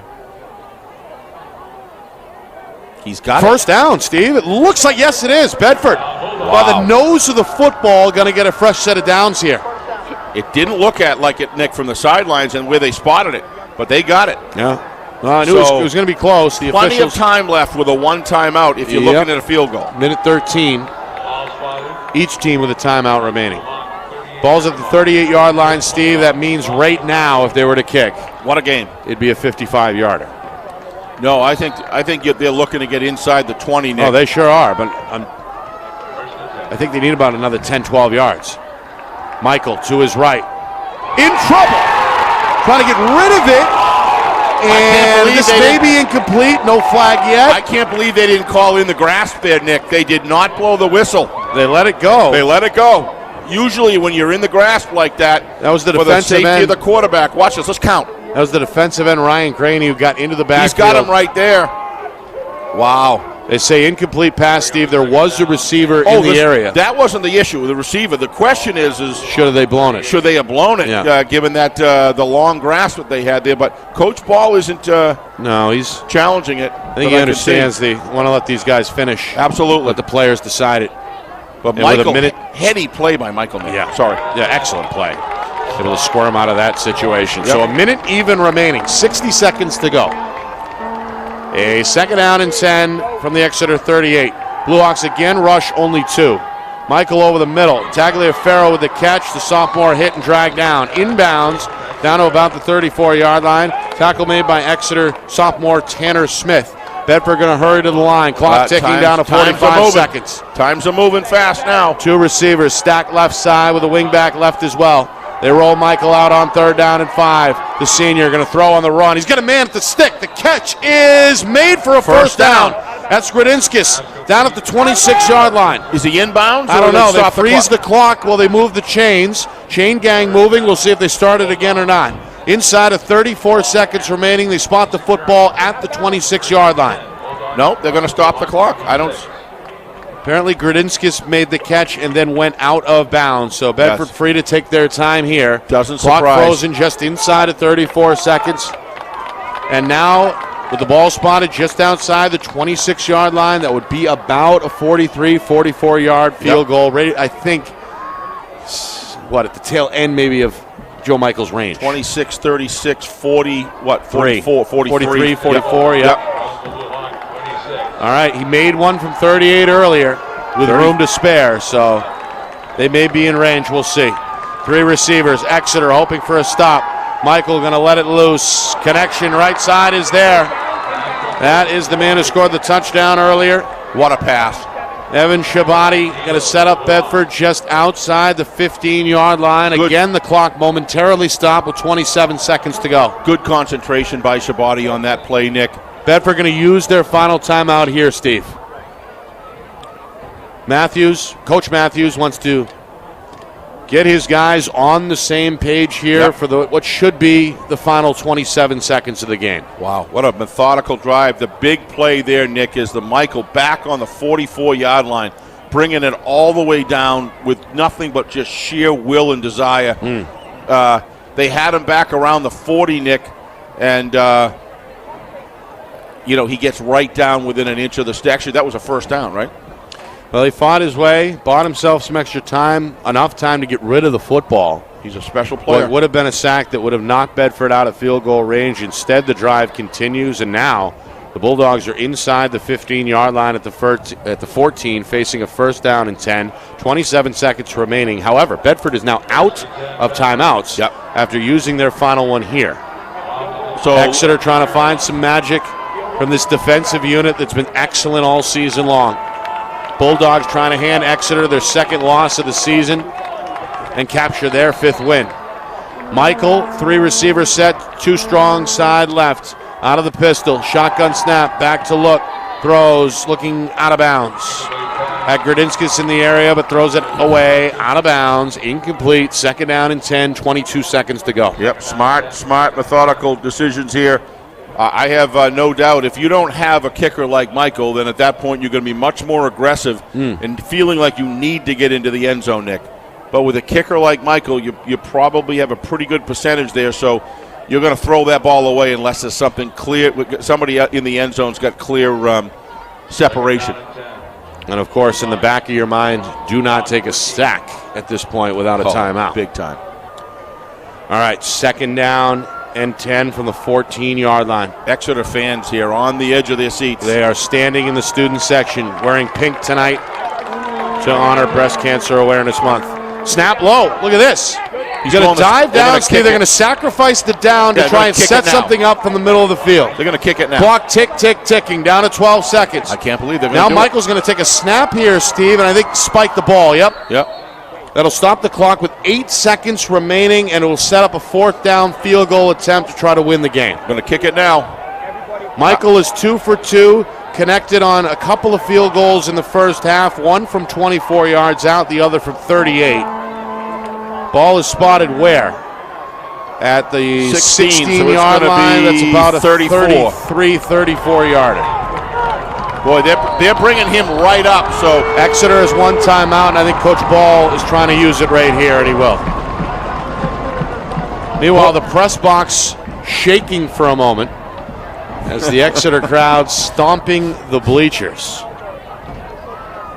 What a game tonight. Bedford a 12-0 lead at halftime. The defense really looked good through the first 2 quarters. Exeter able to break the ice on a lengthy touchdown in the 3rd quarter. Scored on a hookup. No, a 29-yard touchdown run by DeTore. Got Exeter on the board. Then it was a hookup in the 4th quarter that gave the Blue Hawks this 13-12 lead. And Exeter had a chance to ice it, but fumbled the football with 2 minutes and change remaining. That gave birth to this Bedford drive. And now the Bulldogs in the red zone, getting set for what should be a down-the-middle field goal attempt. It'll be a 33-yarder for Joe Michael, trying to go 3 for 3 on the night. The quarterback has carried the offense and trying to kick this one through the upright. Exeter stomping on the bleachers. Low snap. Kick is up. The kick is good. What a player. 33-yarder good up the middle. Michael celebrates with inside of 4 seconds remaining. Bedford celebrating on the visitor's sideline as the Bulldogs now out in front 15-13 with 3.5 seconds remaining here in 4th quarter. So you got the quarterback who leads his football team down the field, Nick, right down the wire. Does it with precision, and when it was almost lights out, what does he do? He runs 25, 26 yards down the field to inch out that with just nothing but grit and desire. And then what does he do? He comes in and kicks a 34-yard field goal at the high school level right between the uprights. Props to Coach Matthews as well, calling that final timeout and then orchestrating the next 3 plays. In the middle of the field. In the middle of the field. They take the slide, they get the spike. Couldn't agree with you more. And then the game-winning kick. That's all Coach Matthews there. So Exeter now in desperation mode, in a desperate spot here. 3.5 seconds remaining, down 2. 15-13. Michael gonna kick. 3 return men back deep for Exeter. The man in the middle, the deepest of all, is DeTore. Michael going to jog slowly up to this one, and it's a squibber. Takes a high bounce, far side, handled by Neal, and now on the pitch. Clock has run out. This will be the final play of the game. Weiberg, near side, going to toss. Taken in by Roger Smith. Smith, far side for Neal. Back to Neal now. Spins away from DeTore. Throws it near side. Caught by Graney over the middle. Taken again near side. And now a forward lateral, I think, is going to bring an end to this one. Flags are going to fly. Exeter still has it. Still trying to play this one out. Another long play going to take off the bounce. And now DeTore looking for a block down the near sideline. 2 men to beat, got to cut it back inside. At the 20, trying to shake off a tackler. Throws off one more pass backwards. Lateral's still alive. Ireland now tiptoeing at the 15. What an effort. And is finally going to be dragged down at about the 17-yard line. What an effort. Again, there's a flag way back. Forward pass, Nick. At the Exeter 23-yard line. That should be an Exeter penalty, and this game should end with the Bulldogs coming into Bulldog Stadium and winning the football game 15-13. You just heard one of the Bedford offensive coordinators. He is pumped up.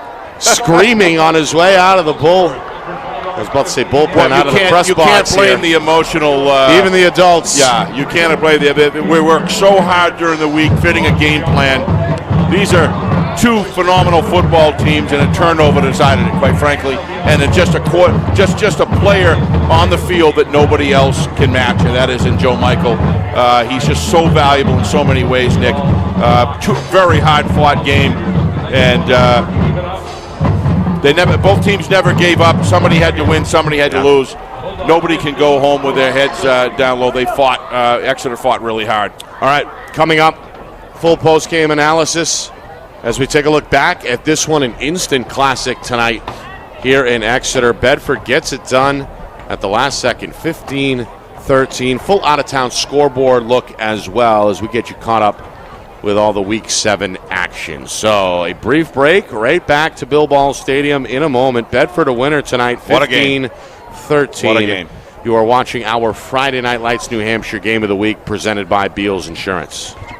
Our broadcast today, as it always is brought to you by Beals Insurance Agency, with locations now in both Bedford and Londonderry. Whether you need home, auto, or business insurance, Beals Insurance will get you both the price and quality coverage that's right for you. Just call 603-471-9999 or visit BealsInsurance.com to request a free quote and start saving money today. Again, that's BealsInsurance.com.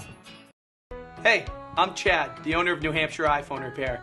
We're New Hampshire's most trusted and affordable repair shop for your iPhone, iPad, iPod, and even Android needs. Don't worry, we're affordable, reliable, and we back our parts with a lifetime warranty. And you know what the best part is? No, what? We can repair your phone while you wait. I know, that's why I'm here. Oh, I know, Mrs. Green. Here's your iPad, good as new. Bring your phone into New Hampshire iPhone Repair today.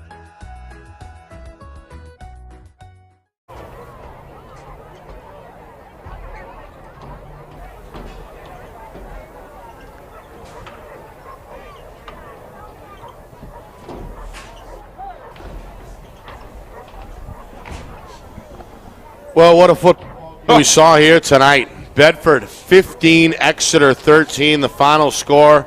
Bulldogs improve to 5-2 on the season. Exeter slips to 4-2. Bedford, a couple of field goals in the first half. Got a late touchdown in the closing moments of the second quarter.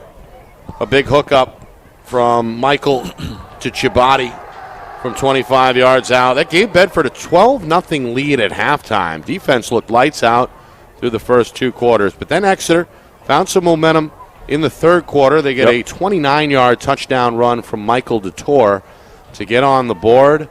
Kept it at 12-7 going into the fourth. And then Exeter, a lengthy drive, able to punch their ticket on a 16-yard touchdown pass thrown by the backup quarterback, Evan Pafford, the junior. Played Did well a terrific tonight. job tonight. Yeah, coming in. Exeter then stopped Bedford on a fourth down and looked like they were in a position to win it in the closing minutes, but instead a Pafford fumble gave Bedford new life as the Bulldogs recovered the fumble. And don't forget, Coach Matthews went for it, remember? And went for it. Didn't on work a fourth out. and 8. Yep. Didn't work out, but his team came out and played hard. Sorry. Yeah. Well, they got the football back. The defense did, and then Joe Michael and the offense went down the field, got into field goal range. Coach Matthews used his final timeout to set up the final couple of plays. Well organized. Which set up the Bulldogs in the middle of the field. Michael swinging that leg for the third time tonight, able to connect from 34 yards out. The game-winning field goal with just 3.5 seconds left. Put this one on ice as Bedford now 5-2, a 15-13 winner tonight. Great game to watch. Special players just get things done at the most important times, Nick. And you got to, there's two things I think about in that fourth quarter. One was they're marching down the field. What does Bedford do? They come in, there's a fumble, but they're knifing through. They're giving everything they have. They get the ball back to Michael and his offense, and they take the ball down. That was a very methodical drive. I thought the work between Coach Matthews and Joe Michael was terrific as they orchestrated. We just saw them move the ball to the center of the field and then spike it. Just very in control, knew what they wanted to do. But boy, in these kind of games, Nick, when you have a kicker, that's just so special when you have a kicker like Michael, who happens to be the same guy who's scoring, helping you score touchdowns. So, I said on Thursday night on Gridiron, Nick, that it's a joy and honor to watch this kid play. I'm going to miss him now that he's a senior. But there's more time left. And how about Exeter, though? They fought their way back in the second half. These are two teams wouldn't surprise me the least if they ended up playing each other again. Absolutely. Definitely a possibility for sure. Pretty scary when these two coaches have film on each other. Yeah. It's quite the chess match tonight between those two. Yes. All right, other scores tonight, Steve. It's a final down in Nashua.